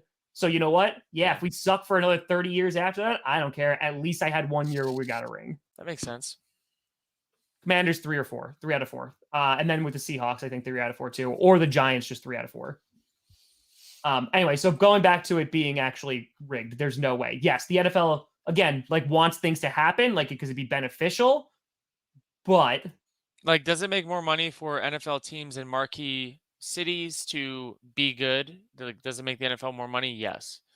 Like, when the Jacksonville Jaguars had their one really good year with Blake Bortles, did that bring the NFL more money than if the 49ers had a really good year? Like, no. Like, it is all about money at the end of the day. And Brock Purdy from storylines. his own end zone from the 1, and it falls like a duck. Incomplete. Looking for Jennings there. That's it. Ooh, best and worst fields you've played on, because that's a big controversy now too about grass versus turf. Yeah. Worst field I ever had to play on was the Hall of Fame game field in Canton, Ohio. Ooh. Like, I can't believe that we had to play on that field. It cost me my season, and I was on IR that year. So I'm super salty about that. The worst NFL field that I remember from pregame, I want to say the Browns field. The grass was kind of sketchy. The Bucks field, I didn't like their grass when we were there when I was with the Falcons. Oh my God. That was funny. Now you know. The 49ers had to take a timeout. They're on the 1 yard line. It's getting loud in Seattle. 12:56 to go in the game. That's their second timeout because they lost the challenge before. Yeah. Because that's a big talk about the grass or stuff. But the problem is too, there's grass out there that sucks. Yeah. It's all about how it's maintained. I kind of left turf out of there. Like, honestly, Yeah. the Lions turf sucks. Like, there's a lot of bad turf, but I was just thinking of grass because I think all turf sucks. Yeah. Worst active starting QB. Oh man. Can't do that to Kurt. Can't do that to Kurt. Can't do that. Yeah. That's to say, Raiders fan, they sacrifice a decade for a ring within the next 5 years. I think for some franchises it makes sense. Yeah. Yeah. Cubs, yeah. Again, sometimes a quick run there, and it's going to get about 4 yards, so they get some breathing room. That's Christian McCaffrey. That's going to bring up third and about 6. So, yes. And again, there are markets, right, that do better, and there's some markets that bring in more money, like the Cowboys and all that stuff.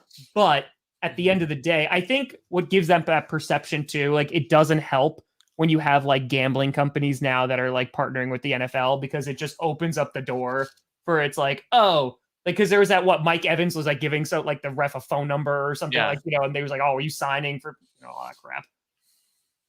So, all right, here we go. It's 3rd and 7, 12:23 to go in the game. Purdy out of the end zone, fires, and that's caught. And good God, they allowed it, and they get a touch. Jennings get a first down to Jennings.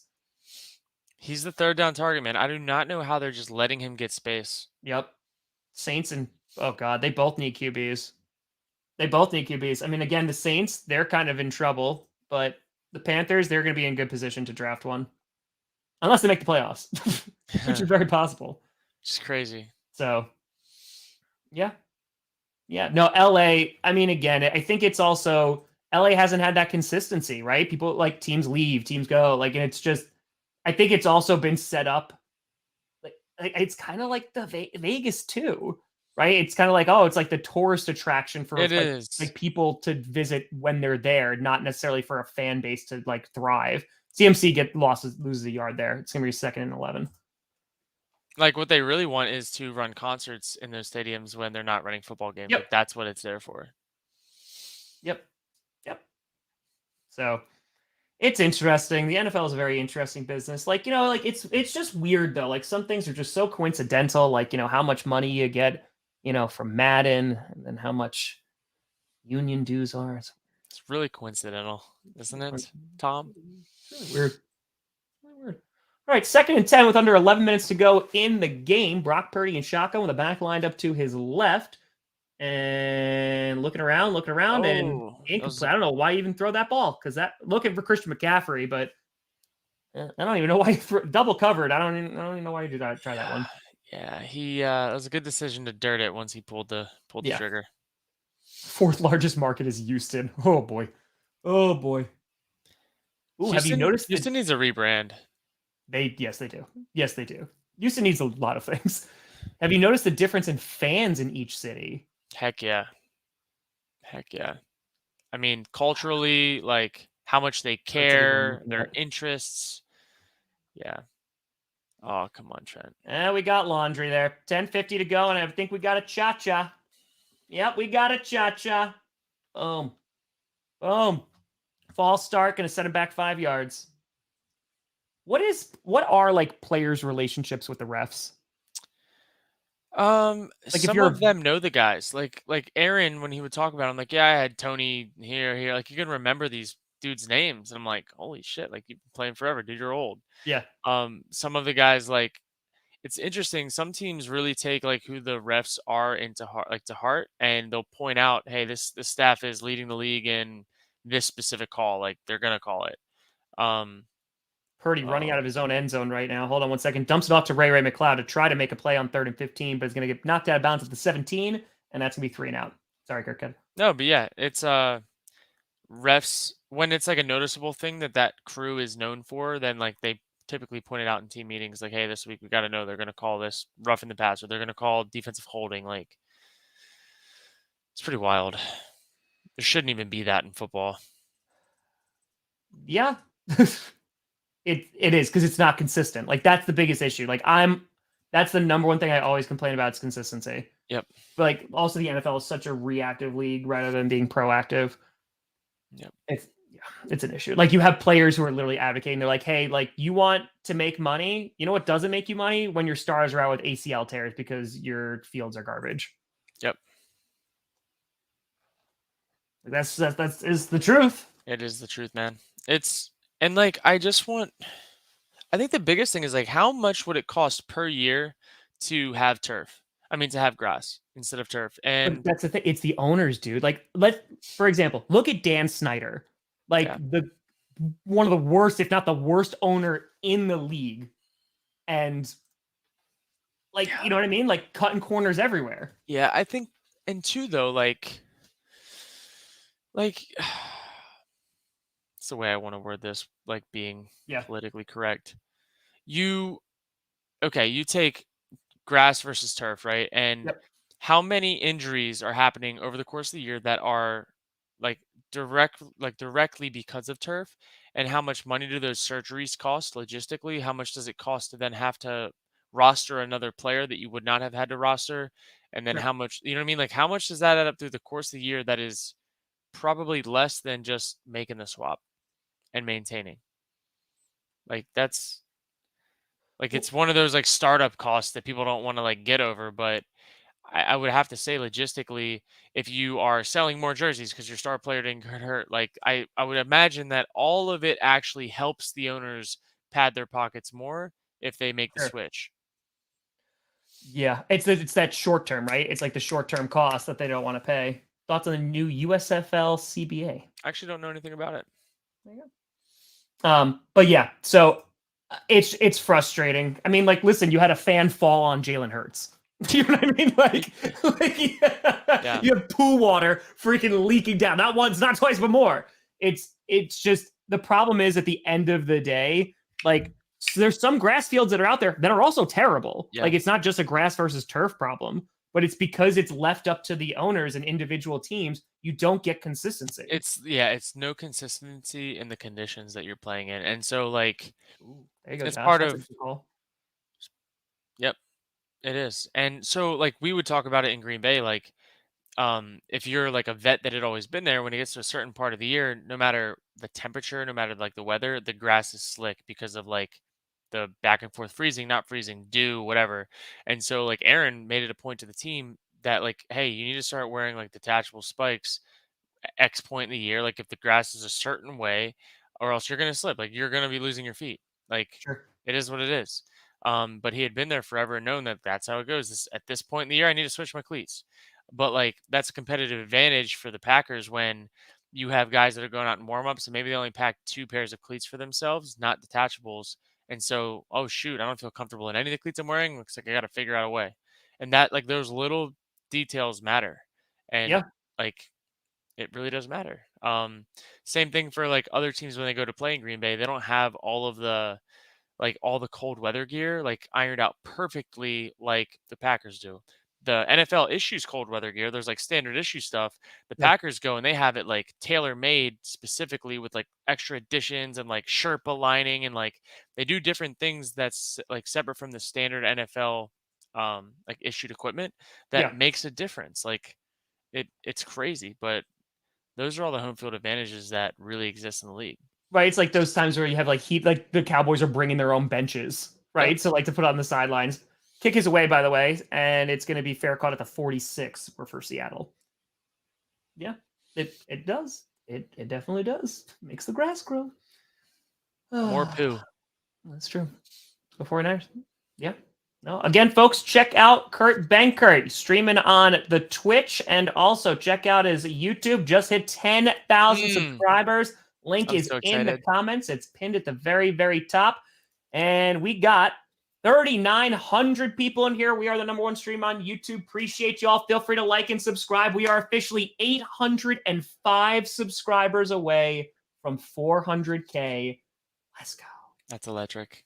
Geno Smith fakes the handoff, rolling out to his left, and then oh my God, throws out of, is that going to be grounding? He threw out of a lot of pressure. A lot of pressure. Geno not happy. 2nd and 10, 10:32 to go. And that is the analysis of NFL QB. Geno not happy. Geno not happy. Oh, late flag. Yep, there you go. There you go. Is that on Geno for approaching the ref? Ooh. Let's see. Let's see. We're going to see. Intentional grounding. Yep. I told you there was no one over there. There's no one there. One side as fast as Shanahan, McVay, LaFleur offensive scheme tree getting figured out, or do those teams just have all different reasons for not being as good as they were in previous years? I don't believe that's accurate because the Shanahan offense is different than the LaFleur offense by a lot. The Correct. Shanahan offense is also different than the McVay offense. The McVay and LaFleur offenses are very similar. Shanahan is still running his own thing. I do think that the other two have been figured out, and they're not schematically foolproof. Incomplete. Or as foolproof as people would have thought. And also, again, it's about adaptation, right? So, I mean, I think just because as a Packers fan, we've seen this multiple times. Dom Capers, his defense eventually got figured out to the point where Cam Newton is saying, oh, so you're watching tape? All right, well, we're going to do this. One. Then you have Mike McCarthy. His offense got picked up real easy, and they gave the keys to Aaron and said, here, you go do the things, right? But it got figured out. Yep. You're kind of seeing it happen with Joe Barry. It got figured out a little bit. And now, with LaFleur, you lost a lot of people. You lost it's not just the players, not just MVS and Devontae. You lost assistants. You lost OCs who were good. Yeah. And it's tough to replace those people. Yep. You said that really well. Thanks, Kurt. Appreciate it. Yeah. Every now and then I know what I'm talking about. Every now and then. Brings up 3rd and 23, and the Seahawks are going to call their first time out with 10:27 left to go in this game. That man will be a head coach next year. Oh, yeah. Should be. Yeah. Which QB looks best in shorts? Oh, man. Listen, all I know is, do you know the Illuminati story? Which one? the Green Bay Illuminati story? I don't think so. Man, I gotta tell you this story. Hold on, maybe next commercial break, I'll tell you this story. Please do tell me. Oh, it might have to be after stream. I told it on stream before, but I'm so curious if you know anything about it. It's a shuffle pass to Homer, who makes a nice adjustment to grab it, but is only going to get a handful of yards, and that's going to bring up 4th down. They're going for it. Yeah, I told it on a Friday night Q&A, and I have video to go along with it, and it's glorious. Yeah, I'm super interested now. It ends with a man screaming into a saxophone. Oh my god. Yeah, oh my god. it's pretty great. It's pretty great, but like they're legit is like a Illuminati like in Green Wait, Bay. did you see that punter stance? Yep. What was that? I don't know, but he gets it away. It's a nice kick. It's inside the 15, and it's gonna be returned up to the 23. Oh, he almost stayed up. Dude, this game right now, there's how much time is left? 10 minutes. Yeah. This is the 49ers dream right now. Yeah.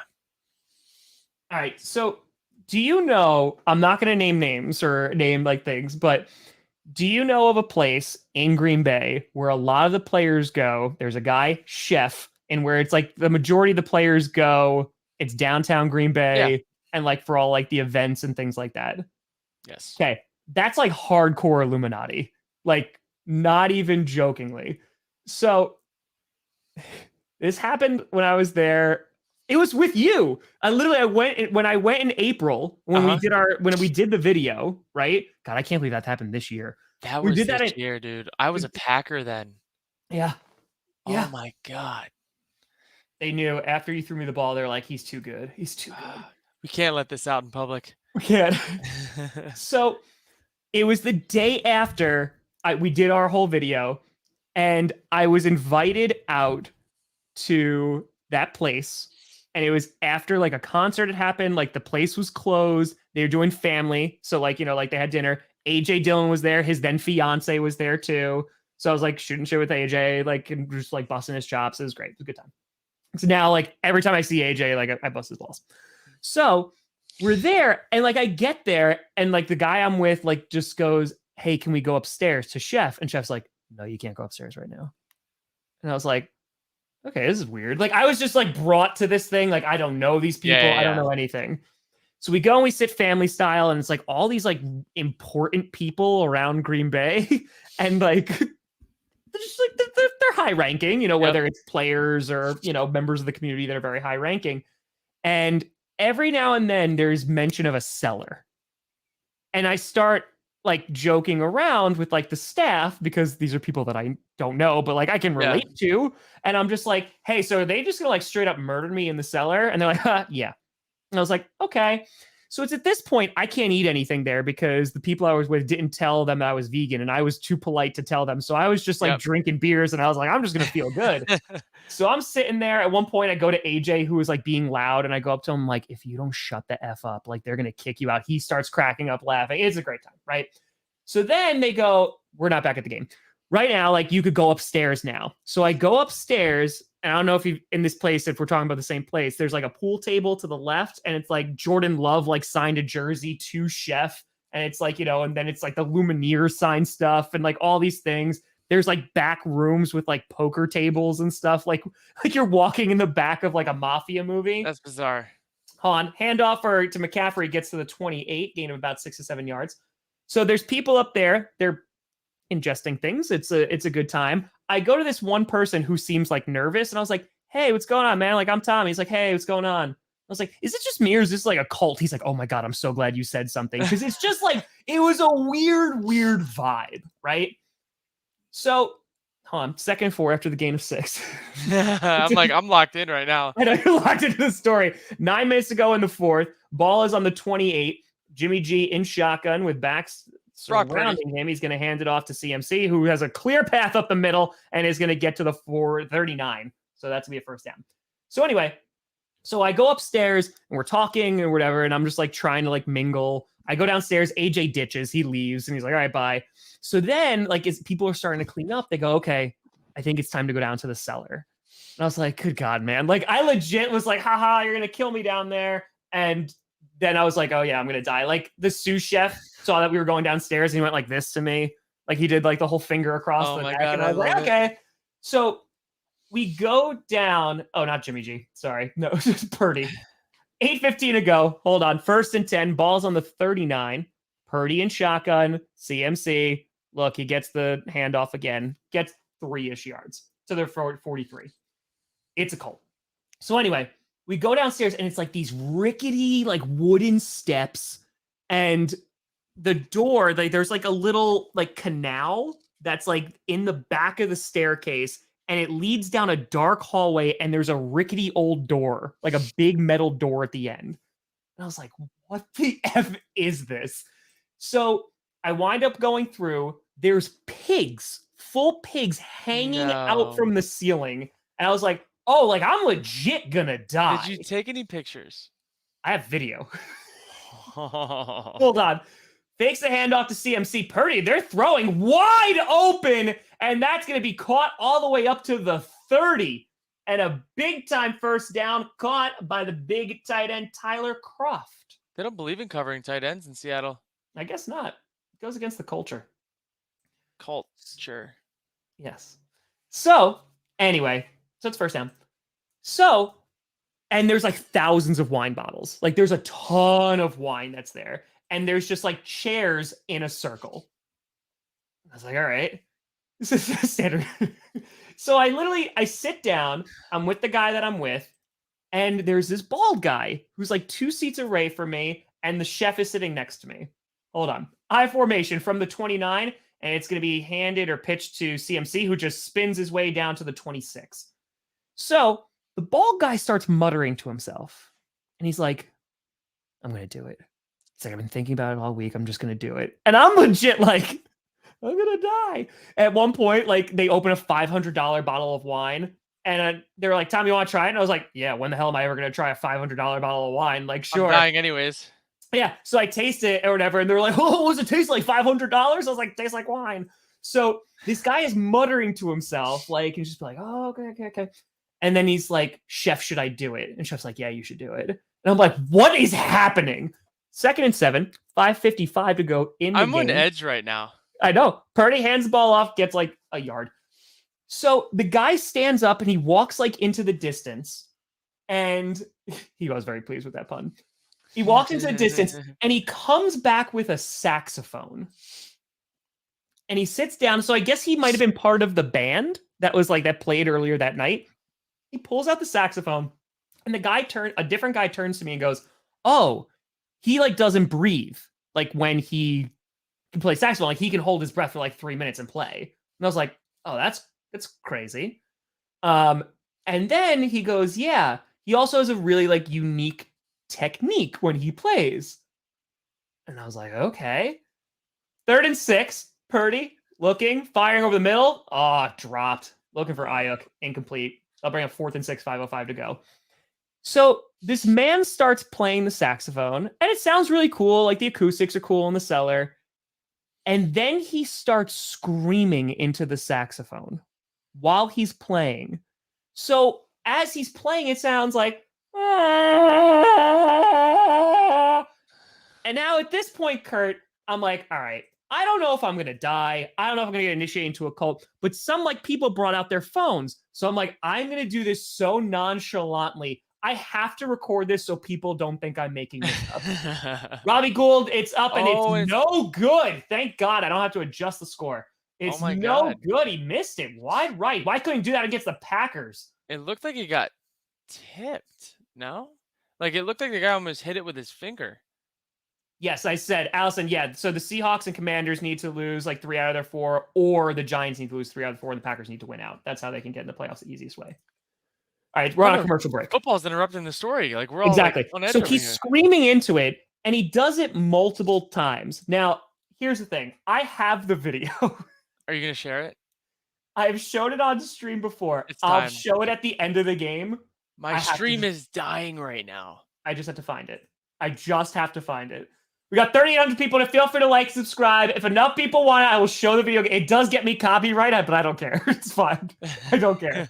I have to find it because I had to edit out who was in the video. So, like, I didn't get names. Hold on. I have to find it. This is amazing. But yeah, so anyway, that happens, and that whole experience occurs, and I'm like, okay, yeah, I need to go upstairs. It's because it's like 2 o'clock in the morning. I have my flight at 6 a.m. I missed my flight the next day. First flight I've ever missed in my life. Wow. Yeah, because I was spent some extra time in Green Bay. Yeah. So I go upstairs and I just hang out with the sous chef or whatever. He's like, I'll cook you a vegan meal right now. You should have told me you were vegan. And I was just like, I'm sorry, I'm not gonna do it. He's like, I'm doing it right now. I'm like, please don't cook it. And then the guy I was with wound up driving me home. So like I wound up going. I got home at like 3 o'clock and I was like, okay, I can sleep for an hour and a half. And I didn't. I slept right through my alarm. That morning, still like hungover, not feeling great. Wasn't drunk, but I rented a car, drove to Chicago, a 3-hour drive, and then hopped on the plane so I could get home earlier. So, yeah. But I have to show you this video. So, who all was there besides AJ? So it was AJ's, and then there was politicians that were there. Sounds about right. I feel like that's AJ's crowd. There's politicians that were there. There was like some like big wigs from Green Bay who I have no idea who the hell they were. Yeah, hold on, I gotta find this. I love Green Bay. Green Bay is a weird place, but I love it. It is, but it's fantastic. It's weird in all the right reasons. For all the right reasons. It is.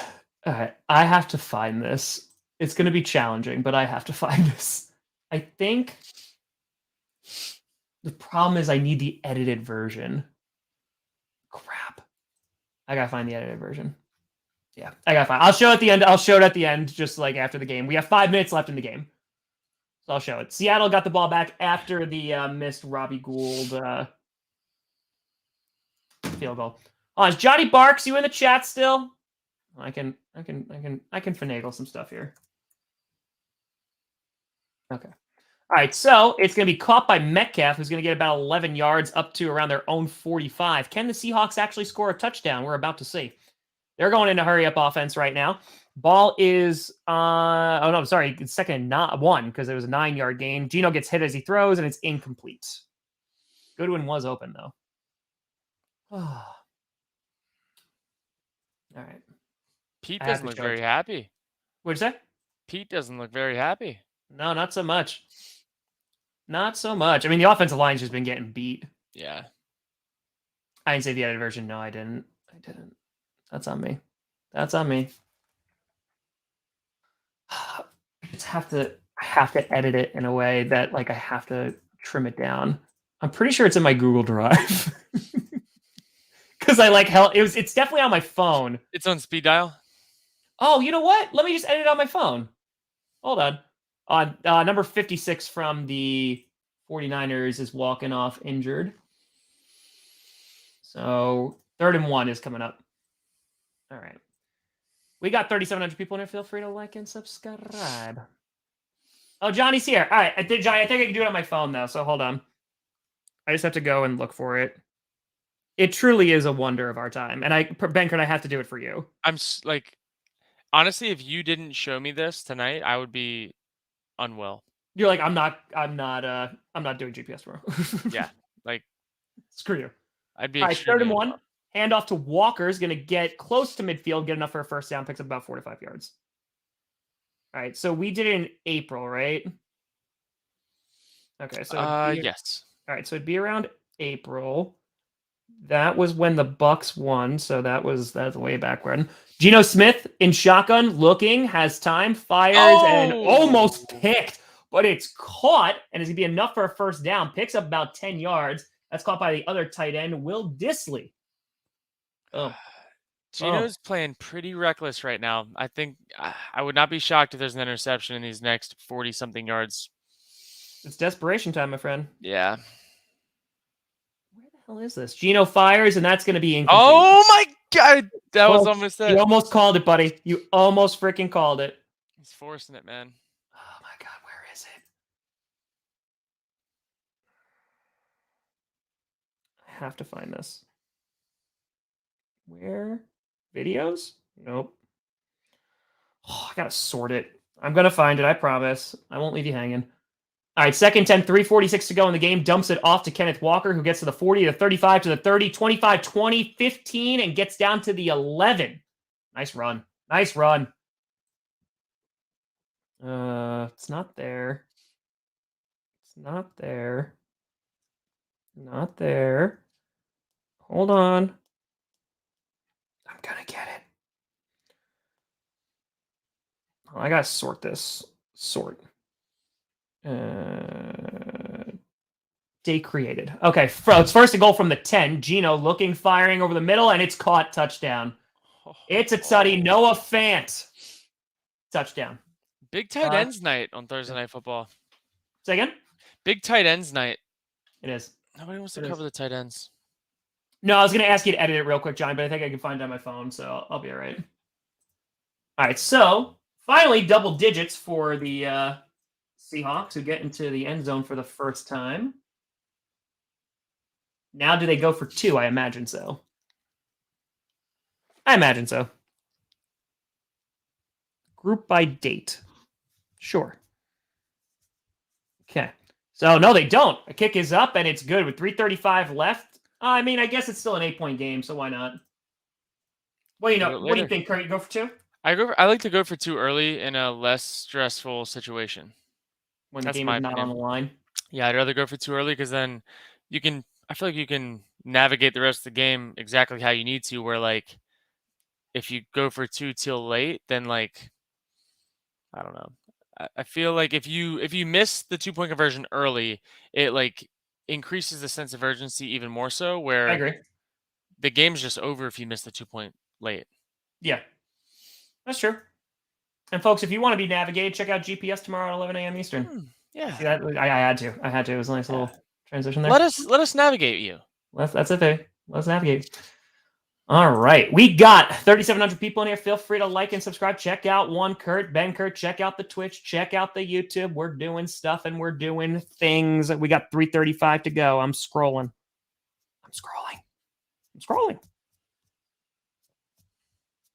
Okay, that's from August. Still going. I really should sort this stuff better. All right, so kickoff is coming. I imagine it's not going to be an onside kick or anything like that because they still have 2 timeouts and they have the 2-minute warning, so I don't have to worry about that. Okay, that's May. April. I honestly think you go for the onside kick now. No, they're not going to do it now. Kick is away, and it's a touchback. Found it. I found it. Okay. I'm going to edit it on my phone and then send it to myself. I got this. I mean, 2/3 first downs and the game's over. You know? It's true. That's true. That's in the intro when Kurt came in and nailed it. That's Kurt Benkert. That's my boy. I was so proud. I was so proud for you to be proud for me. It was a great day. That was a great day. Man, a year ago. Oh my God, it was December 12th, 3 days ago. A year and 3 days ago. Almost year anniversary. Here we go. And it's being handed off. CMC gets to the 31. So it gets 6 out of the necessary 10. Yeah. You know what I mean? First downs is done. I think you kick the onside kick at the last spot. Seahawks, Commanders, Giants. 3.5 minutes left, 2 timeouts. Like, you don't. I don't know. Listen, they want to do it. You need to stop them anyways for 1 first down / maybe 2 to get like that. That would be what they need to get in field goal range. Yeah, I got you.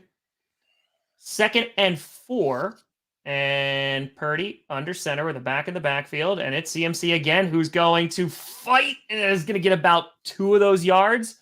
Brings up 2:47 left in the game, and it's going to bring up about 3rd and 2. Yeah, first down pretty much is going to seal this game. All right, hold on. Let's see. I got to make sure I crop this right. I think I accidentally cropped the original video, which is not great, but it's fine. Oh, yeah, no, I can't do that. Oops. No way. Don't, buddy. Trust me. I got it. I got the video. I have it.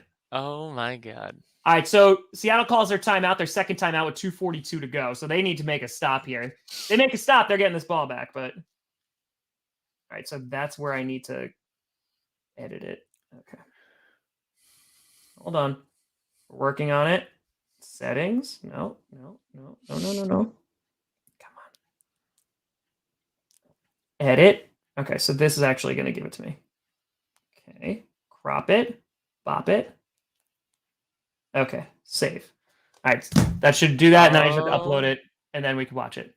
All right. Incomplete on third. And are they saying are they giving it to him? That's Purdy running, right? Yep. Wow. So Purdy got it and he got the clock running still. Damn. That should do it. That should do it. Damn. That was a gutsy play call. I'm curious to see where he started his slide here. So he goes, he rolls out, and then he just takes off. I think he passes the line. The ball's passed. Yeah. So that should be a first down. That should be game over, basically. Game over, man. Oh, that technically where where you start your slide is where you. All right, so it's a final challenge. So they're using their final timeout to challenge because it's outside of the 2 minutes. So it's like 2:16 left. So they're doing that. Dude, I kind of think, look, he starts it early, man. Right there. Ball's not passed when he starts the slide. Because that'd be the rules. Like, upload. Oh, no. All right, I'm uploading it. That's going to be a super judgment call. Like, what are they going to deem as the start of the slide? Yeah. Folks, if you're just joining in here, we got 3,900 people in here. Appreciate you. That's Kurt Benkert, NFL QB, giving you the analysis. Go check out his stuff on Twitch and the YouTubes. The links are in the chat. By the way, we are under 800, folks. We are 784 subscribers away from 400K. Let's go. Let's get it. Do it. Let's get it. They gave it to him. They did. First down. First down. I know he was clenched. That is a. Oh yeah. That's a scary feeling. Oh yeah. Okay, so this, I have it now. All right, I'm going to download it. Download. Okay, so 1st and 10. I imagine this is going to be a run here. Hands the ball off. It's not CMC, but it's going to be Mason again, and it's going to get across the 40 to the 41. The Seahawks can no longer stop the clock. They just have the 2-minute warning, and then that's it. So this will be another 49ers win. Pretty damn good good showing from the defense here. Good ball. And that last drive was kind of fluky. Also, they had the pick 6 called back. Like, there was some. This game could have looked way different with a few less. I don't even call them mistakes. Less ref input. Now, listen, Kurt. I just told you that whole story, right? Yes. This ain't no 2-second clip. This is a 2-minute clip of him playing. Of him playing. And I will point out when he starts screaming. It's so excited. It's gonna be. What did you do? I played it for a hot second. One more. I'm just. That's before. Where were you? That's before he's screaming. Before Jesus he's screaming. Christ. So yeah, that's the Illuminati story, and trust me, the video that goes along with it, quite worth it. So, 2 minutes to go in the game. It's 2nd and 5. Seattle has no timeouts, so this got to be a pretty good feeling. He's probably saying in the chat, this one's for Kurt Benkert. I imagine that's what he's saying in the. That's exactly what he said in the huddle. I imagine that's what he said. Rest in peace. I imagine. And we'll never know. Failed challenge. Because he got out of bounds, I think. Or, no, he didn't. I don't know. All right, so 2nd and 5, I formation, handoff to Mason again, who is going to, nice power running at least, gets about 1.5 yards. That was a good run. Not much to work with, but that's going to bring up 3rd down, 1:50 to go. So if they don't get the first down, I mean, the majority of the clock is going to be run off. Maybe they get the ball with 20 seconds left. Maybe. Kurt's like, I just want to see the saxophone video. That is true. That is true. It's honestly all I could think about the last 10 minutes. Honestly, it's a great story. Like when I start doing stand-up again, like it's gonna be worked into, and it's all true. Like there's nothing I made up about it.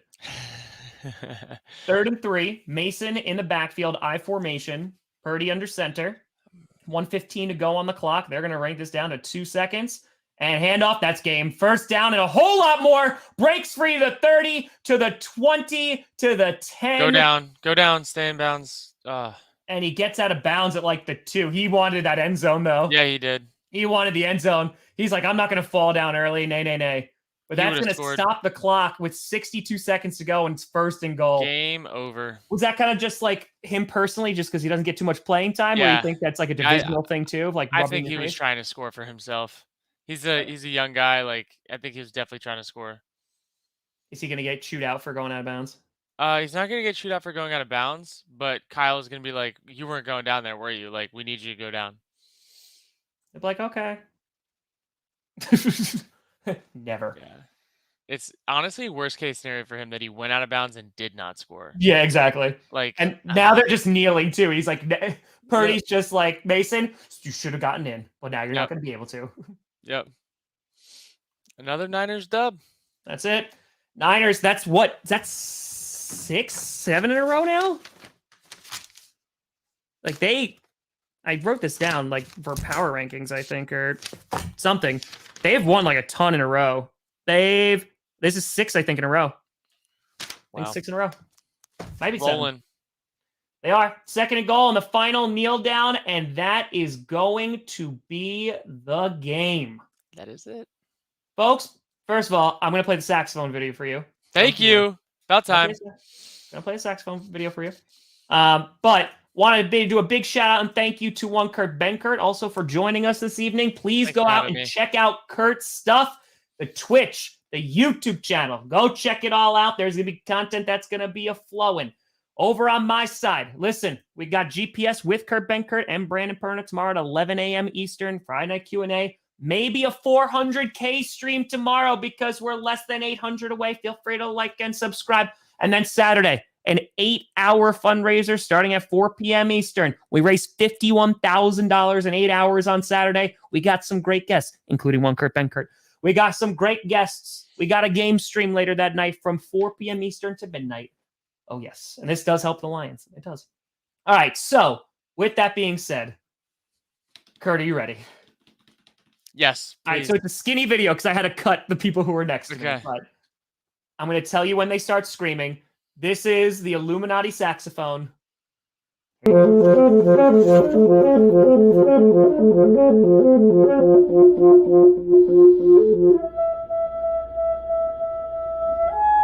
yet. Not yet. Come out in a little bit.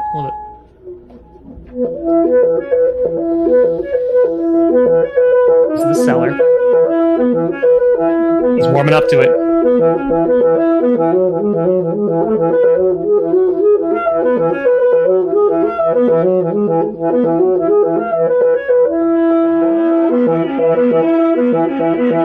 You hear that?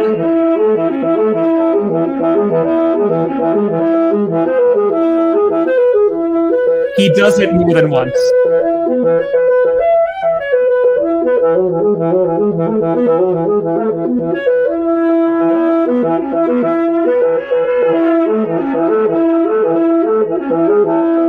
That's him screaming.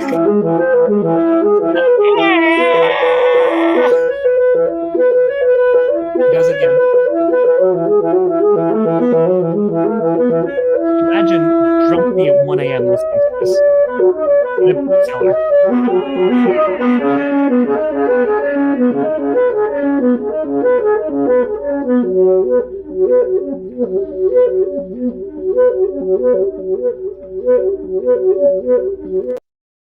So the rest is him just playing normally, but that's the screaming saxophonist. What is going on in Green Bay? Dude, it's like 1 o'clock. I think it was a Monday. It was like a Monday. Like that guy's like, he's like in the background, like, I'm gonna go do it. Yep. I'm grabbing the saxophone. And he just screams into it. Like, and like again, I'm not even hating. It sounded really, really cool, but it's just I The had to pull out my phone. I was like, circumstances, the no one would believe me. situation. Like my biggest question is like, is that what is hiding in the streets of Green Bay? Yes, I've seen the underbelly of Green Bay, Wisconsin, and it You looks are like now the underbelly of Green Bay. I saw. So last time I was in Green Bay in August, I saw Chef again, and I was like, "Hey man, how's it going?" Because that's the thing too. Like the people, because I didn't know anybody. I was just with my friend that brought me and his partner, and I literally was sitting there at the end of the table. I had no idea who these people were, so I just like was starting to get drunk and just was blatantly lying to them. So like they asked like who was brought me with, who's like a diehard Packers fan. I was like, oh yeah, he's a diehard Vikings fan. Like he has a Vikings channel or whatever. And they started cursing him out. It was amazing. It was wonderful. So Like it all just makes sense. it's, it makes Green Bay make a little bit more sense It now. like it all comes full circle right here on the podcast. And I can now, the next time that I'm in downtown Green Bay, whenever that may be, I can drive through that little strip and know like it all makes sense. It all makes sense. Life doesn't begin until you emerge from the cellar. One of the weirdest spots that I've ever been to in Green Bay was this local fish shop that was like we're in Green Bay. Like we're in Green Bay in the middle of like the country, like north, and this fish shop had like these imports, like the most exotic fish that I've seen in a minute. Like these huge ass like fish tanks that were just like the whole building was nothing but fish tanks. And it's just like this thriving business in the heart of Green Bay, Wisconsin. Just it felt like I was in the fish black market, like live fish, like go fill your fish tank type fish, not like put them in the freezer. Yeah. And it's just like the things that live in Green Bay and the products that are produced in Green Bay, like the saxophonist. Wild. It's Wild. so I love it though. I do. I love it so much. It's great. Wow. Well, folks, I appreciate you all. If you want more Kurt Benkert, listen, you're gonna get him 2 days in a row now after this tonight. So Can't this is wait, our man. first game calling it together. Let us know what you think in the comments. Let us know. Let us know. This was a lot of fun. But we'll be back for GPS tomorrow, 11 a.m. Eastern, and then Kurt will be a guest later on the fundraiser on Saturday night. So, Yes. folks, we appreciate you. Thank you so much for watching. I'm Tom Grossi. That's Kurt Benkert. And as always, go back up.